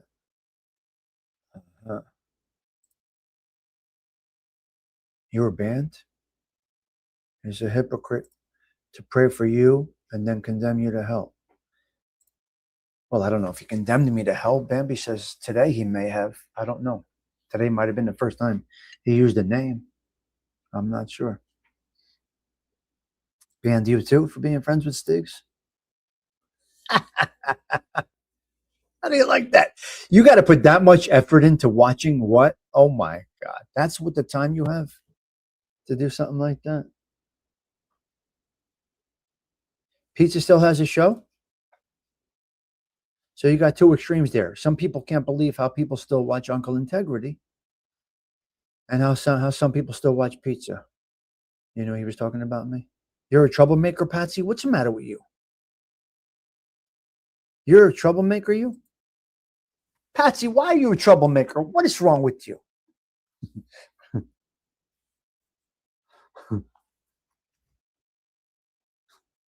Could you imagine being 70, 72 years old, playing these games, blocking people, seeing where they go, had their friends with? Can you imagine? Hold on. Can you imagine really looking to see who's friends with somebody else and blocking them? You got issues. But he's got all the time on his hands. So what are you going to do? He's a commandant. Commandants have time. What are you going to do? Commandants have time. Yeah. Commandants have time. Commandant means either security guard or a person that receives packages. Believe me. Somebody that this guy is very, very, very, very, how do I say this without, I don't want to put anybody out there, but somebody that he thinks highly of him, has done their investigative work. And all they said was get him on the panel and ask him what's the last car he sold. And I said, I don't give a fuck what's the last car he sold. Why would I even ask that? Because he's not a car salesman. He might be a security guard at a car dealership, or he might be a man that receives packages. I don't give a fuck either way. Why would I ask the guy what's the last car he sold? I couldn't care less what he does for a living. I don't care. So somebody that he thinks is very, very close to him, spiritually, that is. Hello, the Italian stallion. You could clip that, Ma Brad Hunter. I don't care. Happy Mother's Day to all from Michael Dadarian. This is how we talk on Sunday mornings. I'm just going off of Bambi's comment, and that's where we go, and that's how we talk at the Social Club. That's how we talk here at the Social Club. Good morning, the Italian stallion. Cheech, good morning, James. Very nice group this morning. Awesome crew. Smash the like button for Tommy Stigs. Stallion says, I want to show you something. This is called determination here. Let me show you a little determination here. This is growing a channel. Slowly, steady, through actual talent. This is incredible. Hi everyone, hope you're all okay and well. Today has been an absolutely brilliant day, made even better by some fabulous news this morning. So I woke up, checked my socials as I do, and guess what? I have now hit over 50,000 subscribers. Yes! This is amazing. Thank you so, so much. You've been so great to me, everybody. I cannot thank you enough. When I first started this journey, I would never have thought I'd have hit such a big, massive number of subscribers like this. Most of you have been with me for many years, and more subscribers are joining all the time. And it's just amazing that we've brought together such a great community of people enjoying music and just loving it. So a big, big thank you and a massive kiss from me. So thank you so much. Mwah. So good to her. Sarah Collins, just by her talent, she hit 50,000 subscribers. Hey, teacher, did you get there this morning? Yeah, she's happy. She worked it slowly, you see? Really done the right way. Sarah Collins' channel's right there. So she hit 50,000, so God bless her. Pete Rizzolo, start that blown. Yeah, I didn't watch that one yet. I got to watch that one, Patty. Everything she's been through, she's a lovely woman and gorgeous. Yep. And she's just working at it. So I got to watch the brain tumor. She did go into the brain tumor story on my show. When we had her as a guest here, she was on our show here. Yeah. Yeah. Yeah. She's a great singer. She's a good person. Hey, teacher, did you get your 3 more this morning or not? Sarah's from England. I never knew that by her singing voice. Well, with many English singers, you don't know. Mr. Stigs, you contributed to that because you promoted her for years. And I had her on as a guest. Sure, Susie. I'm sure she's got a lot of subs from us over here. A good amount. Every sub counts. Think about this. Every sub counts. Oh, my God. My back is killing me today. Tight. My back is tight. Every sub counts, guys. It's interesting. She didn't get it yet. All right. Okay, let's go over a couple to 3 things. Hello, Rick. Good morning to you. Last night, the Yankees played like the bad news Bears. I got to tell you, this was a catastrophe. The Yankees, terrible last night. Absolutely horrendous. Dropping balls, fumbling like they looked like the bad news Bears. They deserved to lose last night. I got to tell you. Inappropriate laughs. I'm going to mention this tomorrow. She needs 2 more. Come on, guys. What are you doing? Go sub to, hey, teacher, let's get her to where she needs to be today. Come on, guys. There's got to be 2 people here that aren't subbed to her. And shame on you if that's you.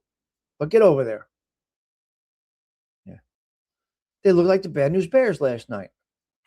Yeah. Collins is an Irish name. She's not Irish. She's from the UK, so she's definitely from the UK. Hello, Gianni. How are you? Good morning to you. I introduced her to us, 100%. 100%.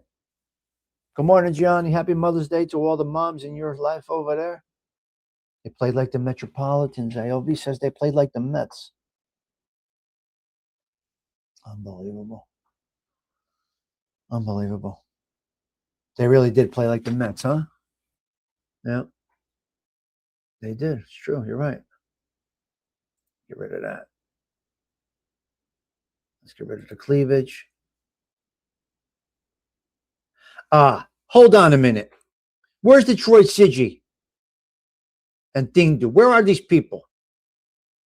Where's Osada? Okay, let me show you something over here, these motherfuckers. Let me show you something over here. Wait a minute. Take a look over here. This is not okay. I disagree with this, okay? Bambi, look at this here. Hold on a minute. Say much, but always ends up doing just fine. Belleville is loud, dense, and completely unconcerned with your comfort. Belleville is loud, dense, but always ends up doing just fine. Belleville is loud, dense, and completely doing just fine. Belleville is loud, dense, and completely unconcerned with. Belleville is loud, dense, and completely unconcerned with your comfort level. This is in Essex County, where Guidos are packed into tight neighborhoods like sardines. Everything in Belleville runs through Washington Avenue and Franklin Avenue, where traffic laws are theoretical and double parking is treated like a constitutional right. Every block has a social club, a pizzeria, or a group of guys standing outside one, solving problems nobody asked them to solve. This is old school Italian America, the kind where families moved in and stayed, generations stacked on top of each other emotionally and geographically. You don't just meet people here, you meet their parents, their cousins, and the version of them everyone still talks about. Food is serious business, especially at places like Belmont Tavern, where the chicken Savoy is a loyalty test. It's been rumored that more pomade is sold in Belleville per square mile than anywhere else in the country.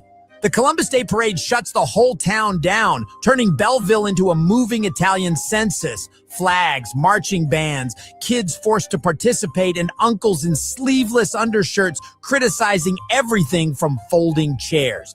Belleville Italians don't ease into conversations. They arrive mid-argument. It's chaotic, it's passionate, and it's exhausting. But it's also one of the few places where Italian Jersey culture is still operating at factory settings. And there you have it. The most Italian.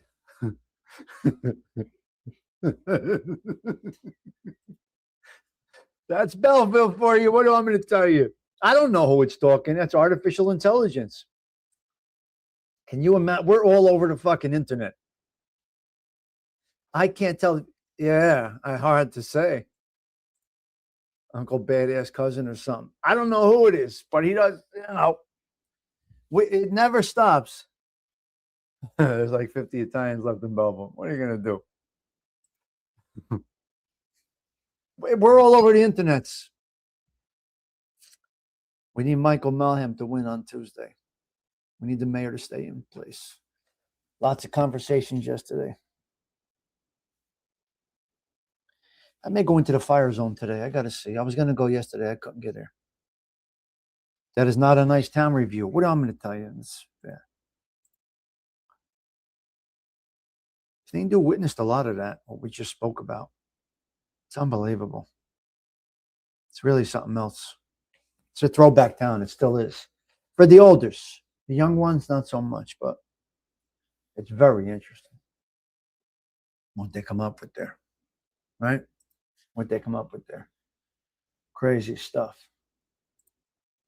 Let's take a look at this guy here. Let's take a look at Anthony. Now, Anthony was a Belleville North guy. He died right in our club. He had a massive heart attack in the club. Domingo, who was acquitted of the 1975 Campanile murder at the Cheesequake service area on the Garden State Parkway, was relieved and still protesting his innocence. Were you nowhere near Cheesequake Service Plaza? Nowhere near it. I don't even know where it's at today. Anthony Domingo, who was acquitted of the 1975 Campanile murder at the Cheesequake service area on the Garden State Parkway, was relieved and still protesting his innocence. Were you nowhere near Cheesequake Service Plaza? Nowhere near it. I don't even know where it's at today. Anthony Domingo. Rest in peace, Anthony. He was a wild man. Anthony was a very loud individual. What is a Dodge pot? What's more Italian today, Belleville or Nutley? Nutley is more Italian. Nutley. Cheesequake, yeah. I think that's exactly where, allegedly, based on surveillance, is where little Joey Perna demoted Nicky Scarfo. Little Nicky Scarfo Jr. I believe it was Cheesequake. Might have been Cheesequake in the indictment I saw years and years ago when Joey Perna demoted Nicky Scarfo. Yep. Ralphie was taken over, and that was that. Yep. Yeah. Yep. Yeah. Anthony Domingo was crazy. Yeah. He got the, well, that's years ago. He got taken down as captain, yeah. Apparently, allegedly, who knows? This garbage, trash of a life to have to live. Yeah. Mm-hmm. You too, Susie. State bon. We still got a 23 people going strong in here. Very nice. Oh, 33 people. Oh, we had 33 people going strong in here. James Simpson, be well, you. Good to see you, James. It is what it is. It is what it is. 100%, James. Joey Dell, good morning. Johnny, yep. Look what up, you. What do you want me to look up? Hey, teacher, you should join our club. I want to watch the Sopranos Club. Leaving for church. Have you in my ear on the way. Prayers to you, CG2. And you say your prayers at church this morning. That is what you must do. You guys are incredible here. Yeah. Yep. Good morning, Joey Dell from Delilah. Mm-hmm. Yep.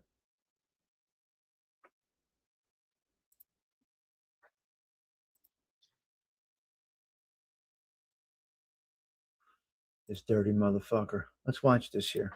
Listen, it's Sunday morning. We're just hanging out, guys. I'm not going today. Got to get the barrage all started. All right. It's nice. It's good.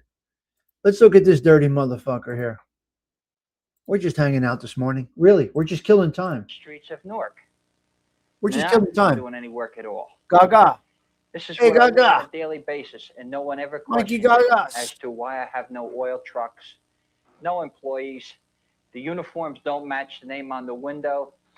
No one ever questioned anything. Yeah. Hey, Joe. Sal. Hello, Mike. How you doing? How you doing? All right. How you? Good. How's everything, huh? Good, Mike.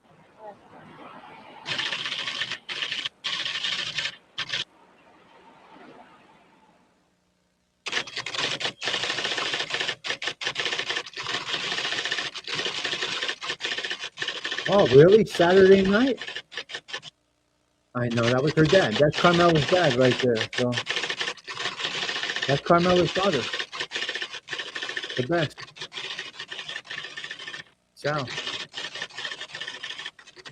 He passed last year, 2 years ago. It was a good man.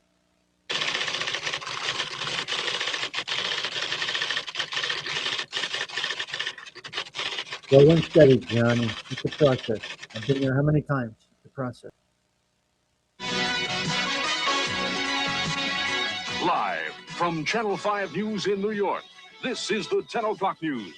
A 14-month undercover investigation climaxed with the arrest of dozens of alleged mobsters this morning in New Jersey. Frank Grimes and a Channel 5 camera crew were up early to join 200 state police as they raided the suspects' homes. Early this morning, North Jersey, Operation Intrepid is underway. Tommy Pee-wee DePhillips arrested at his home. One of 41 alleged leaders and associates of the Genovese organized crime family operating in northern New Jersey that were rounded up today by New Jersey State Police. Andy Gerardo, head of the New Jersey Genovese faction.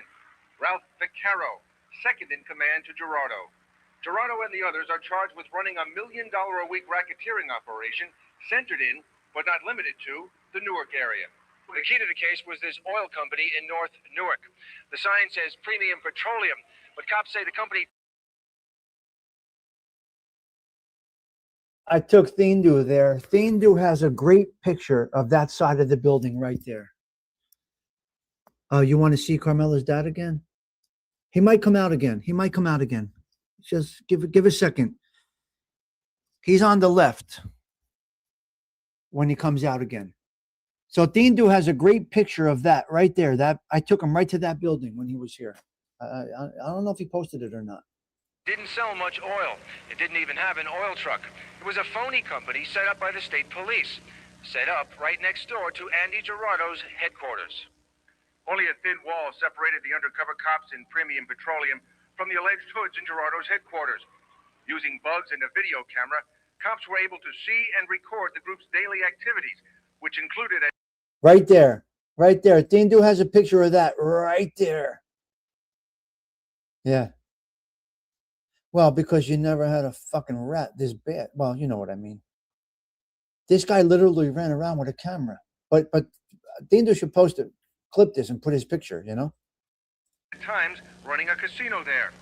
A grand jury has been hearing evidence against the Gerardo faction, and indictments are expected. Frank Grimes, Channel 5 News. You dirty motherfucker, you.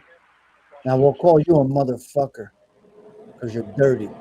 Look at this. I drive on this street all the time right here. In this intersection in January 1984.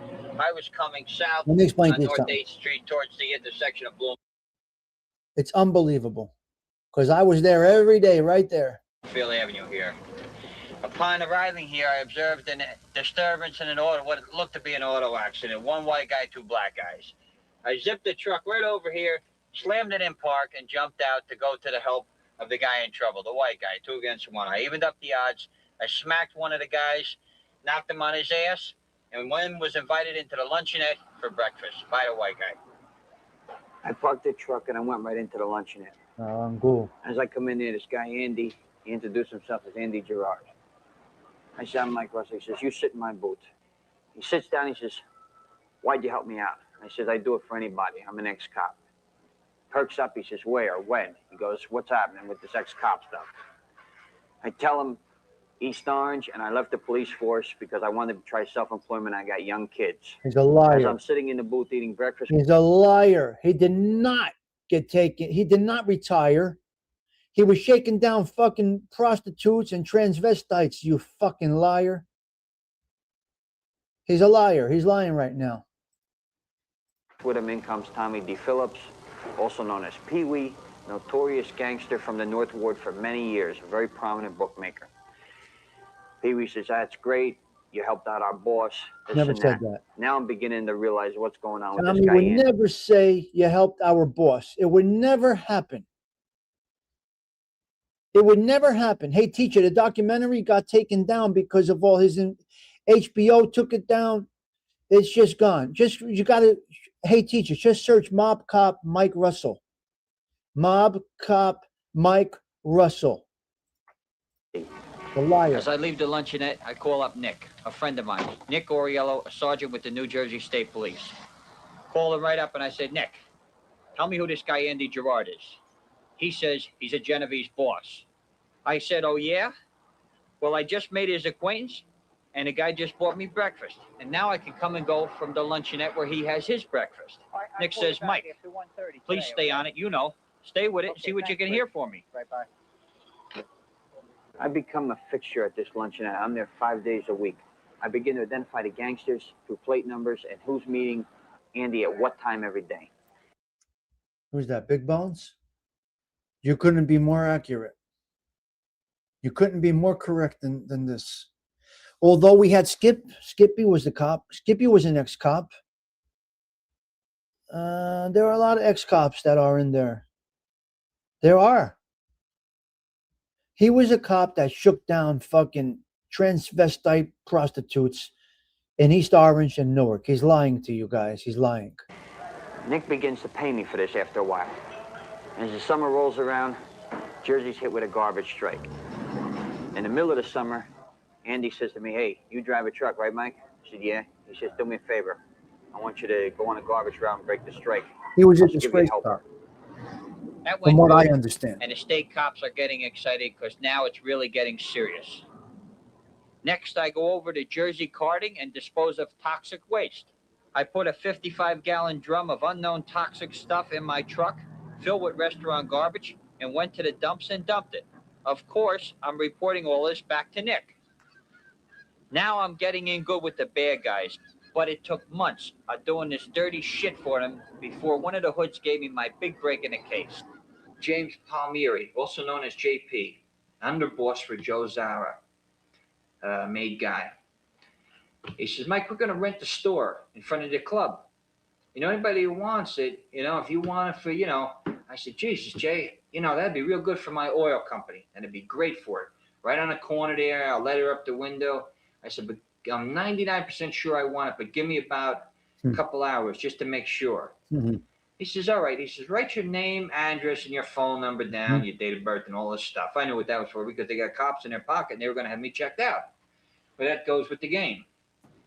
And I called Nick up, and I said, Nick, we can rent the store right in front of the clubhouse. Unbelievable. I said, what are we going to put in there? I said, we put the oil company in there. He said, okay. He said, let me get on the phone. And Nick called the master sergeant. He called the lieutenant. He called a captain. And they got to a lieutenant colonel and said, rent the store. The New Jersey State Police began picking up the tab for the entire premium petroleum operation. Every day that went by, I spent less and less time as an oil man. Within a month, I was full-time undercover for the police. My store is on the ground floor and the mob headquarters are in the back. The store is separated from their place by a thin partition with a door in it. But we keep the door locked between the two of us. I walk around the building and go in the outside door. Hey, Benny. What are you doing, Ben? Are you? And they were very friendly to me. They wanted to know what kind of business I was in, what I was doing. But due to the fact Joe Zara had me checked out, and I was all right with Joe. He owns the building. He's a made guy. I'm in. And it's business as usual. And now I'm walking right among them. And the more I'm in here, the more they get to see me. About a month in here, then they're conducting business in front of me. So I'm no stranger to them. They're not hiding their gambling records. They're not stopping talking about them. And I'm walking right among them when they're conducting business. No, he wasn't. No, he wasn't. He was already disgraced. At which time I'm calling every move I don't into know. Nick. And state Oh, I police know is why he wanted to do documenting it. everything that I call in. I get to know the whole neighborhood. He tells you I why. uncover all the joints where they run their rackets. This is North Newark. This is the last Italian stronghold. This is their little Italy section of actually North Jersey. Even though they don't live here, 90% of them live out in residential areas. Make a right here. This is where they come to conduct their business. In this North Newark I love area, that neighborhood. there are 2 mob headquarters, 4 social clubs or casinos. I love that neighborhood, guys. I got to tell you, I absolutely love that neighborhood. Oh, I know why he did it. Yeah. He didn't even get paid. All right. Yeah, right. No, he's not a cop. He's a disgraced cop. Fucking nut. I know why he did it. He says why he did it. Let's see if it's in part 2. I'm not going to go through all of it. I'm going to do a little bit more here. Let's see what this one shows. Wow. It's crazy, man. It really is crazy. It's crazy. Is owned by associates that generate millions of dollars for these gangsters every week. We're coming up to this bar right here on the next corner. This is Pee Wee's Bar, Pizzeria. It's a whole operation now. As we go by, you're going to be able to see one of those cargo trailers in the back parking lot here, which is attached to the building, and it just looks like a back wall of the parking lot. That is also one of their gambling rooms. There's we got this guy. Film him. That's Michael Cordella. He's a union official, but he made you, so get the fuck out of here. He's looking directly at you. Make it right here. Make it right. All right, now you see where that truck is down here? This is a hot spot now. You don't really want to stop in front of this place. There's Andy's car right here. This is a rent-a-car he's using right now, this gray thing here. Oh, my God. That's Andy's car. This is crazy. 226 ZZU. That's his ride. That's his place, electricians. It's really crazy. Slow down right here. This is Phil Denoya's store where he keeps the gambling records. Right here where these iron gates are up. And this club next door to it is a Genovese club. This North Ward Italian Social Club right there on the corner. Very significant club. Now right here is Jamo's club. Okay, listen. James Calabrese's right He's here with accurate. air conditioners. And He's accurate with a lot of his stuff. That was, in fact, Jamo's club. There's no doubt about it. That was Jamo's club. But, you know. that too is another significant Genovese operation for this area. All right, make it right here. I'm going to show you one of Pee Wee's clubs. It's a block up on the right-hand side here. Davenport. Okay? And there's a guy right in front of it. So let's, I got to get closer and see who this fucking guy is. This was life every day around here. Yeah, see Every where day. the stucco places where them guys are in front? That's one of their clubs. That's on the corner of North 6th and 3rd Avenue. Oh, North 6th over there. Okay, 3rd Avenue. He was in the back. Yeah. North 6th and 3rd, yeah. This is Pee Wee's club right here. I got to look the other way. Look. Okay, go. All right. He's going in the bar. All right. I'm going to stop next to him. Crazy, Zelda. All right, get him. Slow down. Get him right here. That's Andy. The best guy around right there, man. Andy was by far one of the best guys around ever. God, he was a good man. Andy, rest in peace, man. He was a great man. Okay, pull up a little bit. Pull up. Keep going. Nice and easy. We're great guys. I say that Keep in a going. weird Follow way. him now. I don't see him. I'm looking All out right. the window. He's right in that trailer there. We make a right or what? On 3rd. Right here by the sausage place. Is that his place? Yeah, make it right here. Now you'll take him right down to his business. Is he following us back? I don't know if he's sausage place. I don't know. He might be on Park Avenue. I'm not sure what he's talking about, a sausage place. We had a place on Park Avenue that used to get, they used to carry the sausage and the hot dogs for the dirty water trucks. Yes, of course, Bambi. What? Stop by my mother's on Christmas Eve. I know that. Of course. Bambi. Life around here. Yep. This was the best man around. Slow down. Told you, when my grandfather found out I was involved in this stuff, he was going to Andy. My grandpa said to me, I'm going to Andy. I don't want you in this life. I don't want you involved with this. I'm going to Andy. And I'm going to tell him nobody does business with my grandson. My grandfather was, so he went to see Andy. What are you going to do? Stop time, Frank. Give Bobby a chance to get a shot at him. Shut the fuck up. Come on, Frank.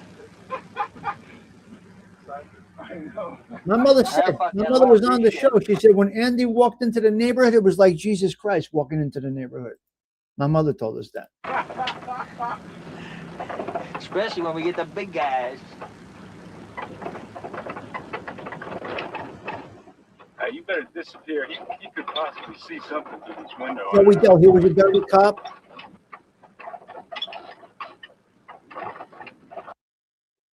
Joey Dell, he was a disgraced cop. At this point, he is out of it. I told my grandpa, I said, Pop, in all honesty, you know Andy your whole life. This is a whole different thing. I don't want you to get disappointed. Don't do it. Because although they love you, because my grandpa, they loved him. They called my grandpa Shellac. My grandpa's nickname on the street was Shellac. The reason they called him Shellac is because he could do the horse. He took horse bets, and he had to put everything in his head. My grandfather was able to keep all bets, all the action in his head. They called him Shellac. That was my grandfather's nickname, Shellac, because he didn't even have to write down the action. He had it all in his brain, and he never made a mistake. No, my grandfather's not in the video. Absolutely not. No, when my grandfather found out I was in the mix, he was going to Andy. He didn't do it. He ended up not going to Andy. Which was a smart move. I told him not to do it. Don't do it.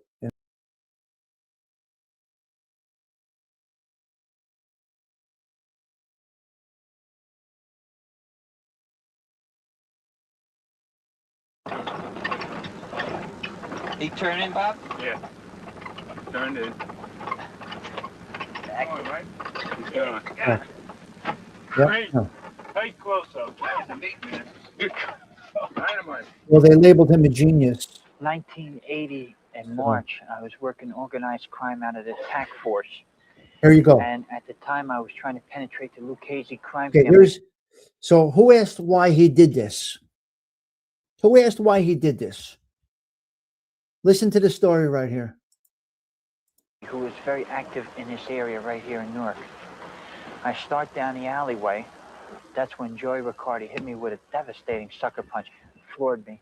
And then I started getting hit from all over. The only thing I could do was cover up. My head was driven against the brick wall with the gunshot wound from the impact of it. I received 60 stitches in the back of the head. And from that, my whole face was blackened. My nose was busted.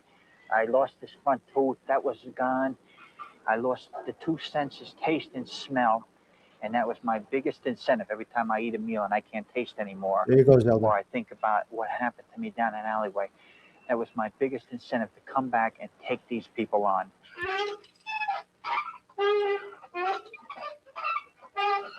When you're up against the mob, you got to know the players, their haunts, and their organization.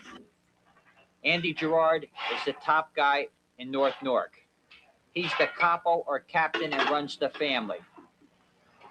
He's in charge of the made guys. They're the managers. They run a crew of associates or workers on the streets.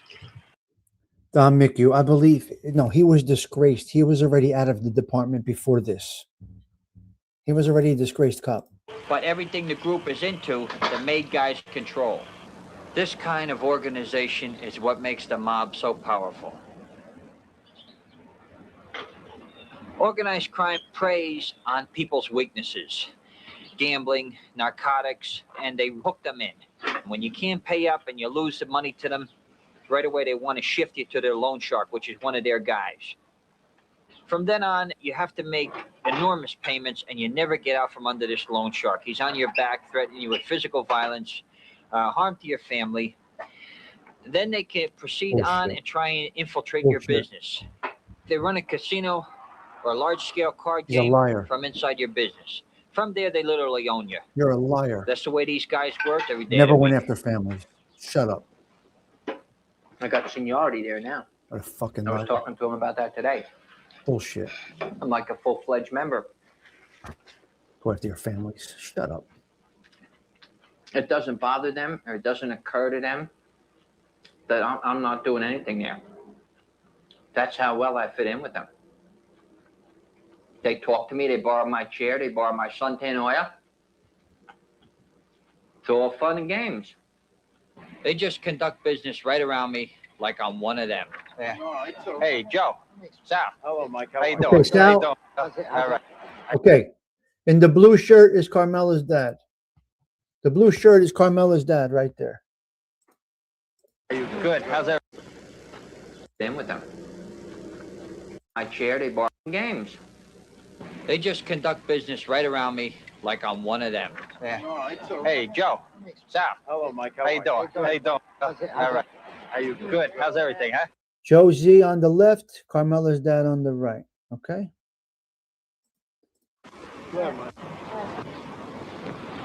Now we've gone down the road from July until the beginning of October. We're well into the investigation. We realize we're onto something bigger than we ever dreamed of. So the state police decide to give me a helper, an undercover cop, Billy Newsom. I tell the bad guys he's going to be working with me, no problems. For the next 2.5 months, all the time making believe we're running an oil company, we're actually taking plate numbers, identifying and keeping track who comes in and out of the place, and overhearing conversations, which establishes that there is a major organized crime empire in the back there. Gambling, loan sharking, labor racketeering, everything there about this was it. We worked every day at it. By December, we got enough evidence to get a judge to sign a wiretap order. All the lawyers compiled the papers, and we got the okay to install the bugs. After we went up on the bugs, Billy and I spend most of our time in a store.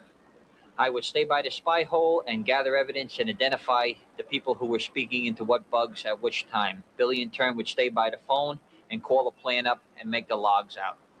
We got a ton of stuff. We begin to lock them in on gambling, labor racketeering, loan sharking charges Unreal. as we continue with the electronic surveillance. We also monitor the conversation between Ralph Vaccaro and Anthony DeVingo. Anthony was wearing a black one. We knew he was in possession of the gambling records. Unbelievable. Okay. We'll start over here. The end of the phone lines go right around the baseboard, all the way to the back here. Fucking crazy, man. It's the old connectors. Jeez. It's all jumped up for the bugs. Look at all this shit. That covers that. It's hard disguise for that. Now, let me show you where the camera was and a bug in the wall. The motherfucker. Okay. Motherfucker. Huh, Daddy, right? This was the bracket to hold the camera in place. There's the hole right there. Look at the setup. Here's where we used to look through and see them to identify the voices. When we were on the wire, on that little saw slit that I put there. Okay. Now, see this here? There's your bug in the wall. Here you got the phone lines going to it. And the Genovese headquarters is right on the other side of this tiny wall. Unbelievable, man. Right in here, through the wall. Is that that's the club? Right there. What we did was disguise BX cable. We took the metal BX cable and gutted it. And then put the phone lines in the BX cable. Right, Zelda? So that even if the electrician went in the ceiling, they couldn't notice the bugs. They made it. The rest of the office is just a fraudulent oil company. The posters I got from the supply place. We have a minimum amount of tools here. Got a dead phone over there that goes nowhere. The chairs and the desks came from the state police. De-advertising means nothing. It's all a fraud. We've been here a year. Oh, exactly, Zelda. My suntan oil for when I sit on a sidewalk with the bad guys. The bad I guys. don't get too badly burned. Yeah, the bad guys. Okay, I'm gonna get out of here. Madonna, look at him. Ma disgraziati. Animali, disgraziati. He's dirty.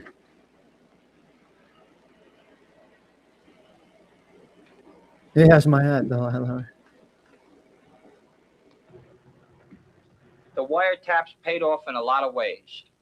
They revealed to the state police that there are a lot of gambling records stored at the Finish Line Pizzeria, run by Pee Wee. He made the statement into the bug that he has 100 workers in this gambling operation. Now the state police are going to try and take down the Finish Line Pizzeria in a preliminary raid to get these gambling records. All right there is Michael Del Gershio with the gray collared shirt on. He's unbelievable. Now, Michael Del Gershio is a made guy in a Genovese family, very clever individuals. Last arrest was in 1967, has managed to evade the police since those years. All right, now that Oldsmobile right there, straight ahead, facing us, 88. is Howie Butts. Yeah, I know. He's a I know state police clearly. officer. He is the guy that's going to call. Sure, Bambi, I know clearly. It was 88, 89. A couple of the guys that went away in 90 or 91. Some of them got 3 years on this case. Some of them got 2 years on this case. Yeah. All the shots when they go in. When he sees all four people with arrest warrants, Big John, Michael Del Gershio, Tommy D. Phillips, and Phil Denoya. 89. There comes Phil Denoya right there in that Tornado. That's his mother's car. He is also one of the people we have an arrest warrant for. And he's the guy with the gambling records for this whole operation. Now there's his Continental that he's walking up to too. Right there. He's number one guy right under Tommy D. Phillips, Pee Wee. Here comes Big John. He's the enforcer for the group. He's going across to our That's club about now. the equivalent of his day's He's work moving besides into our roughing up club people right as a now. gopher, which is IQ.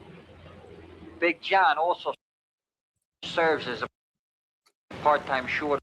That's where I parked my car on the sidewalk every day, right there. That's our club right there. That's the Roseville AC Athletic Club. Anthony DeVingo actually died in that club. He had a heart attack. I believe he died right in the club. And then Uncle Fuzzy took the club over after Anthony. So where that fire hydrant, where Big John's walking right now, that would be my car right there and Uncle Fuzzy's car. We would both be parked on the sidewalk every day. Every day. He's walking into our club. Order cook besides being a leg breaker. That is called the Roseville Athletic Club. It's a disaster zone now, but. Here he comes back again with the papers for Pee Wee, probably a loaf of bread. And then this guy will go around and make their rounds later on, pick up all the gambling slips and pick up the loan shark money for Pee Wee. Yeah. Here comes Howie Butts again. Here he is. That's Michael Del Gershio's Cadillac. And here's a Newark marked radio car. I'm going to issue Michael Del Gershio's car a summons.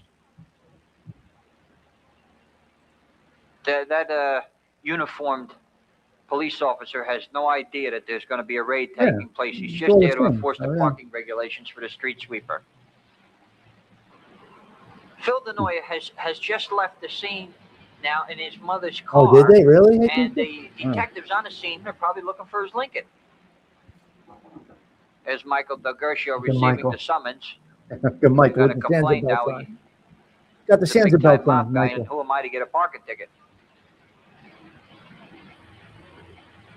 Yeah. And now he owns that space for the day. Went back to Seville. Yeah. Went back to Seville. Look at that car, huh? Beautiful. There's Howie Butts again, right there. Howie Butts is a state police officer. And you get a good shot of his car. There's Tommy DePhillips with the sunglasses on. He's the big boss of this group. Tommy boy, right there. Nobody called him Pee Wee to his face. Nobody. He was not Pee Wee to his face. He was Tommy. And that's that. Another good guy around the neighborhood. Sanderbelt, you see that, Gianni? Isn't it crazy? Okay, Howie Butts has proceeded in the door, which means the raid is on. Okay, let's see if we have the next one here. Pee Wee was not happy about that. That is correct. Tommy was not happy about that. It's crazy, Zelda. Pee Wee was a little pissed, yeah. And it's just, I was there, like I was in, I was around, so I was there. Inside, my guess is they would be record checking and identifying Hello, all the Paula. individuals in a place. And also they're able to search the people they have arrest warrants for. All right, here we got a state police detective going through Pee Wee's car, Tommy DePhillips' car, the ringleader of this group, and the alleged owner of that establishment. Pee Wee would never touch the records because he's the boss of the group. They're looking in the wrong place, but I guess they got to look. Now we got Butts and Raymond coming out of the finish line. Obviously, they must be looking for Phil DeNoia. Mm-hmm. He was the main guy, and yet they lost him because they never expected him to be in his mother's car. Fuck you. There goes Michael Del Garcio out. Pee Wee Go had across the Cadillacs, never street, Lincolns. more than likely to a phone. I bet he's putting a word out. You're not going to see anyone with gambling records. Now he's in coming the across finish the street line to our club. The state police aren't going to make any arrests because you can't let defendants I walk wasn't all there over at the this place time. after they've been placed under arrest. I was still in high school. I was just See coming that out of blue Cadillac there? Now he's going to walk up. The tail end of that blue caddy, that's a made guy in that caddy. His name is James Calabrese. That's Jamo. Now he's going to form Jamo to screw. See? He just tipped off Jamo, and Jamo is going to get the hell out of there. He's a made guy with this Genovese family also. Very powerful. Tommy drove Cadillacs. Pee Wee drove Cadillacs. When Pee Wee came home from this pinch, he got a nice silver and black Cadillac Coupe de Ville. It was beautiful. His garage was tiled, and he had a picture of Sinatra in there. And Tommy drove Pee Wee drove Cadillacs. Powerful figure. Now we'll see if that caddy takes off or not, or he stays. Now that he was just tipped off by Del Garcio. Walked right up to him and tipped him off, and there's no police officers Now he's present. headed towards Belleville. And everybody from the state police is still inside the finish line. It's the corner of Roseville and 2nd Avenue. After the raid at the finish line, I went home and I called Nick up. Nick called me, excuse me. Tell me about the success of the raid. And he said Phil DeNoia was not there. And he said they didn't get any paperwork from the raid. They it was just a shot in the dark. Yep. And they stirred things up. This is the way it was explained to me. I saw Phil DeNoia. I know Phil DeNoia was there. I don't know how he could have been missed. Mm-hmm. Those were smart. You know, and I see a police situation developing, then I want to be in it. But right now I have to be a low-key operative because I'm still working the job. I'm still supposed to be a part-time learning to be a gangster type of person. Just starting to participate in their gambling activities. Hero worshiping these assholes. Fuck you. This is what I'm supposed to do, and this Jerk is what I off. do. Fuck you. Yesterday jerk off. morning, I was approached by one Harry Moore, one of the guys in the back in the club, and he started talking to me and Billy.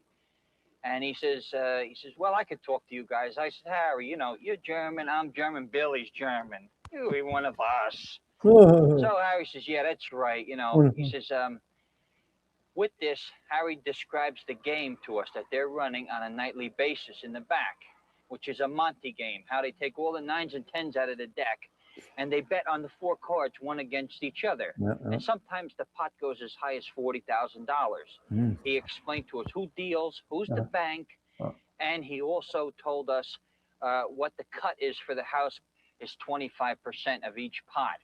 Now that's quite a cut, because sometimes if the pot goes as high as $25,000 or $30,000, 25% of that goes to the house.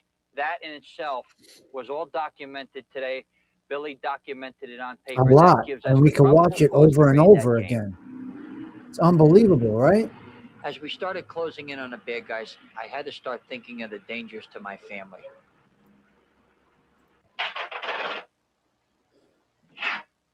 Johnny, it's crazy. You can watch it over and over. Could not be going along better. That's when I got called up to the office. And Nick gets me down, and he's gone to one school. Looks like it's going to go down. As the games get going, about 4 nights a week. So I ran out, and I had the key made for him. He made in 2 different moves. I had to hire 2 moves. And relocated out of state. And this is, it's a little barren, but it's enough to get by. You got to make do with what you got. So let's see. As you can see, I got him on the phone now, and he says, "You care to divulge your whereabouts right now?" 10-foot pole. That's because I'm in the store. Everybody figures I'm a mob guy. And then he yells to the dispatcher. He says, "Somebody better record check Mike Ruffs." I got him on the phone now, and he says, "You care to divulge your whereabouts right now?" I said, "Come on, Danny." I said, "You know," he says, "Nike." I says, "No good. We don't want nothing to do with you." And I said, "All right, Danny." I said, "Just, you know, everybody's got to make a living." I wanted to tell him, but I can't. The job is my top priority. Oh, top And priority. he'll find out in a week's time that I was really on a level, and I never did change sides. End of day, and I closed up and went home.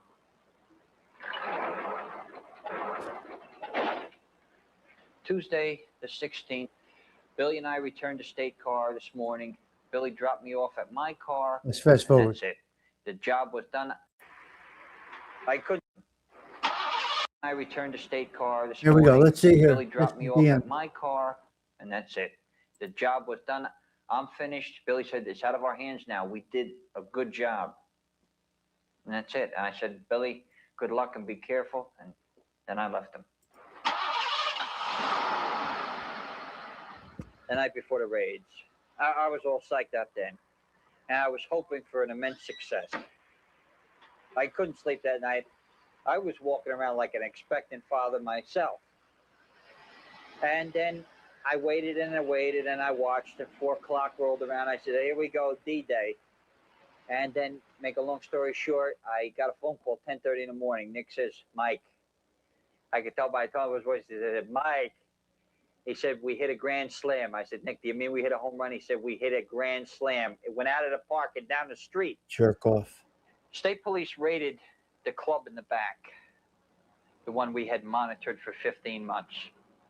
And they went to go enter Premium Petroleum, my office. And Josie yells out, "You can't go in there. Those guys are legit." That's how much, right down to the final line, to the finish, he thought we were okay.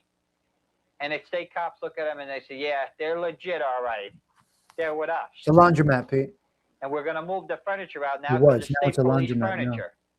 And they secured the building and the furniture and moved it out. Boy, were these guys surprised. The cops had it all laid on for them. Arrest, booking, and a little ride to the bail hearing. Hey, Andy. Andy. Hey, Pee-wee. Pee-wee. Oh, forget about it. Go find a job. Pee-wee, what happened?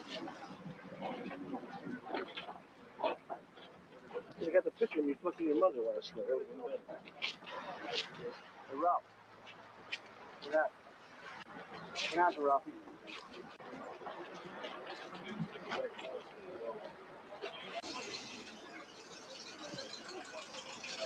Unbelievable.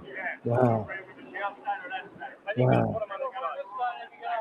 Look at this shit. Many times I made this trip when I was an East Orange police officer.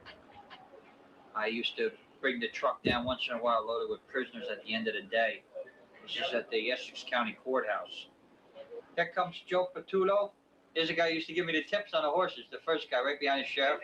There's Joe Amerso. We got him on Bloomfield Avenue once with the camera. There's James Calabrese, Michael Del Gershio. Here comes the big guy, Andy. Look at him with his little handbag. Hey, here comes Barry. Thinks it's a big joke. This kid did. What do you think of the event? There goes Evangelista. Here comes Joe Z with the red shirt and white coat on. Anything you want to say? Here comes JP and Big John Intantola. There's JP there with his handcuffs Anything you on. want to say? I heard he didn't take it too well. There goes Esposito, the big guy. Here comes old man Denoya and Dookie Carino trying to sneak by.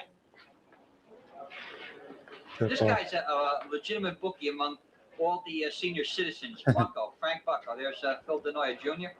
What do you think of this business?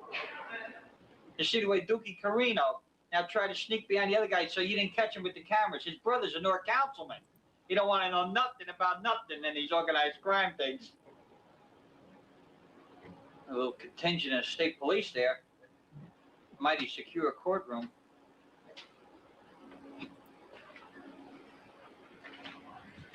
All right. The gentleman to my far left, what's your name, sir? Frank Esposito. You have a copy? There's of the complaint? Andy. He don't look too happy. A big Right, you cop, can make a statement Genovese as to capo, charge brought and to his statement you may knees. use against Mr. Golden right to Tan. lawyer, report your own lawyer. He definitely brought to his knees. The substance of the charges, sir, is that you committed crimes in the second degree involving the promotion, facilitation of the crimes of racketeering, business of criminal usury, promotion of gambling. Judge just gave Andy the word on how serious all the crimes he's charged with are. has never absconded on any bail that was said. I submit $1 million bail is ludicrous under these circumstances. The most powerful capo in Jersey till yesterday. Required by the parole board to serve up to 11 years. For those reasons, I am satisfied that there would be a danger of the defendant fleeing and that a substantial bail should. Fuck out of here. $1 million bail. $1 million bail. Let me see if I can find part 4 real quick. I don't know if I even have it. It's unbelievable. He's basically telling him he's a flight risk. Andy's not going to go anywhere. Andy was not going to go anywhere. The jerk-offs. That's jerk-offs. The jerk-offs. Where's he going to go? He's not going to. Well, he was facing 11 years on the case. He's not going to go anywhere. $1 million bail for a fucking bullshit gambling case. No violence. Thomas Phillips was a key operative in this organized crime operation. Here we have Joe Zara, a maid guy, a soldier in the Genovese crime family. Can't afford to pay a bail like that. I'd have to stay in jail the rest of my life. I could never make that bail. It's impossible. I says it's impossible. Impossible. He's got that money in his pocket. He can make that bail. They just have to. Just he can't declare where it came from. I could never. That's the only problem he's got with that money. Second thing I would like for your honor to tell me This is, is old man Denoya. what does it mean to go into a club and sit down and play a game of gin with another club member? What kind of a charge is that? That's all I ever. You don't know nothing. I just go there and play gin. Not the charge. What is the charge? The charge is that you conspired to be involved in gambling, the promotion of gambling, illegal gambling, and the promotion of bookmaking. That's the charge. Any statement you make about that charge, sir, can be used against you. I suggest you not address The big shot mob guys, everybody, all the maid guys kissing each other, showing respect. Here we show a little respect for the court system now. 539-445. Mr. Becerra, Here's you the have boss. been charged in this complaint with involvement in Ralph conspiracy. Vaccaro, Spud. The state would ask $1.5 million bail on Mr. Vaccaro. You wish to be heard on with respect to bail, Mr. Becerra. I lived in the state all my life. I have a family. I live over 30 years. I have a wife and 3 children. Good family, man. Of course, I'm here before, and years ago, I never absconded. I just stayed there. But a bail like this is just like a death sentence. The capo here One becomes ill, is pleading with the court. obviously, ill. The big capo, the guy who's going to have this person's legs broken, this Shut up. person hurt, The guy in charge, settle disputes, make decisions, is pleading with the court to lower his bail. Of course, you jerk off. They're reduced to their knees. Shut up. They must think all the judges and the people in the court and all the cops got stupid written on our backs. I have no idea whether Andy's going to send one of his mobsters to come after me. But, like I said, if he does and some nickel and dime hood outsmarts me, then shame on me. But I'm going to take every precaution to make sure this doesn't happen. I've been in life and death situations before. I don't run scared. I've had a gun right here during a holdup, right there. And if they come after me, they better be ready for World War III to break out, because I fight fire with fire. Nothing went wrong in this case, not a flaw.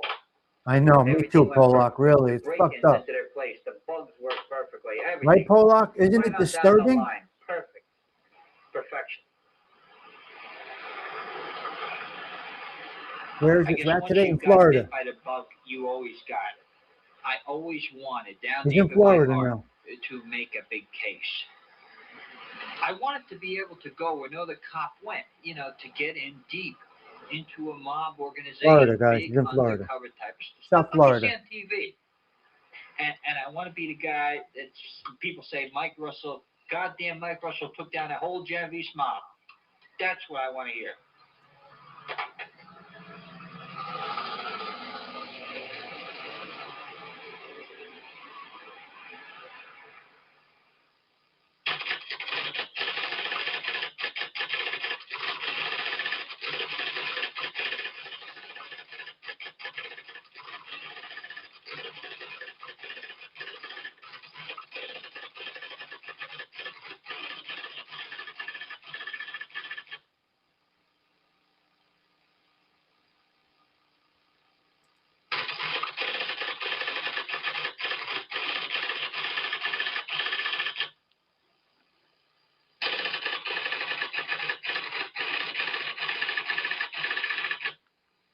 He's a liar.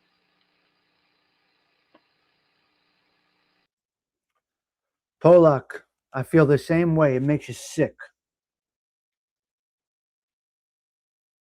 I mean, right, Polak, this is, it's just, well, yeah, but I'm leaving now. But yes, Mike F. Polak, and I feel that.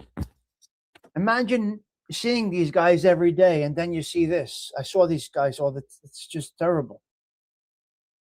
And for them to be trying to reduce their bail, of course, you stupid motherfucker. Of course, you got to try to reduce your bail. What the fuck you talking about, gagas? So he's in South Florida somewhere. He was chasing Joey Merlino around about 10 years ago, 5 years ago. I don't know. It's just a douchebag, an absolute douchebag. We spoke about Johnny. We did go over this many times over the last 5 years on here. Just let me tell you exactly what happened. It was an HBO special, Mob Undercover. Okay, he did an HBO special.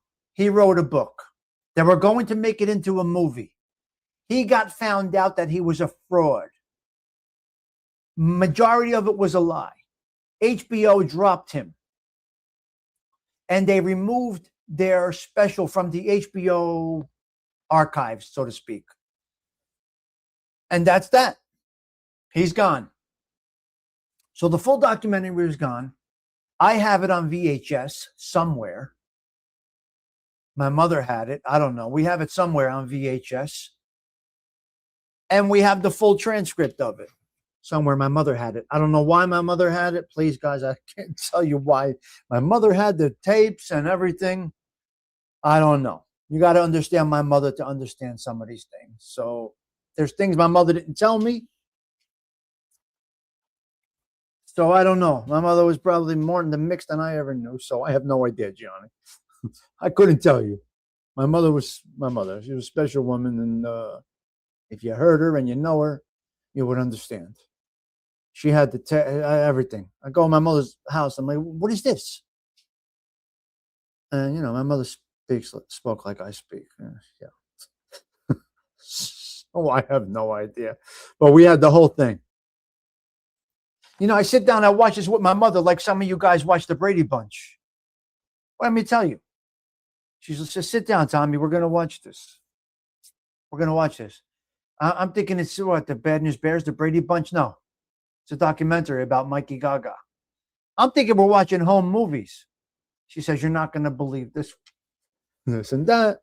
Anyway, what are you going to do? This is my life, guys. What I'm going to tell you. He's a jerk off, and that's that. And that is that. Guys, listen to me. I'm going to wrap it up. This was the 130th consecutive Coffee Talks here at the Social Club. Today, it appears that we finished 495 straight days. Mike F. has bigger numbers than that. But as far as I've been counting, from 365, we are at 495 today. So listen to me. Happy Mother's Day to all the mothers out there. Happy Mother's Day to all the women out there, because you truly are a mother in your heart. And for those of us that don't have our moms anymore, you know, keep us in your thoughts today. It's a tough day for a lot of us. We will get through it, but it is a tough day for a lot of us. All right, so I'm going to go out with this with Sarah Collins, a little Elvis Presley. That's all right, Mama. Tommy Stigs wishing you all a blessed day. Ciao for now.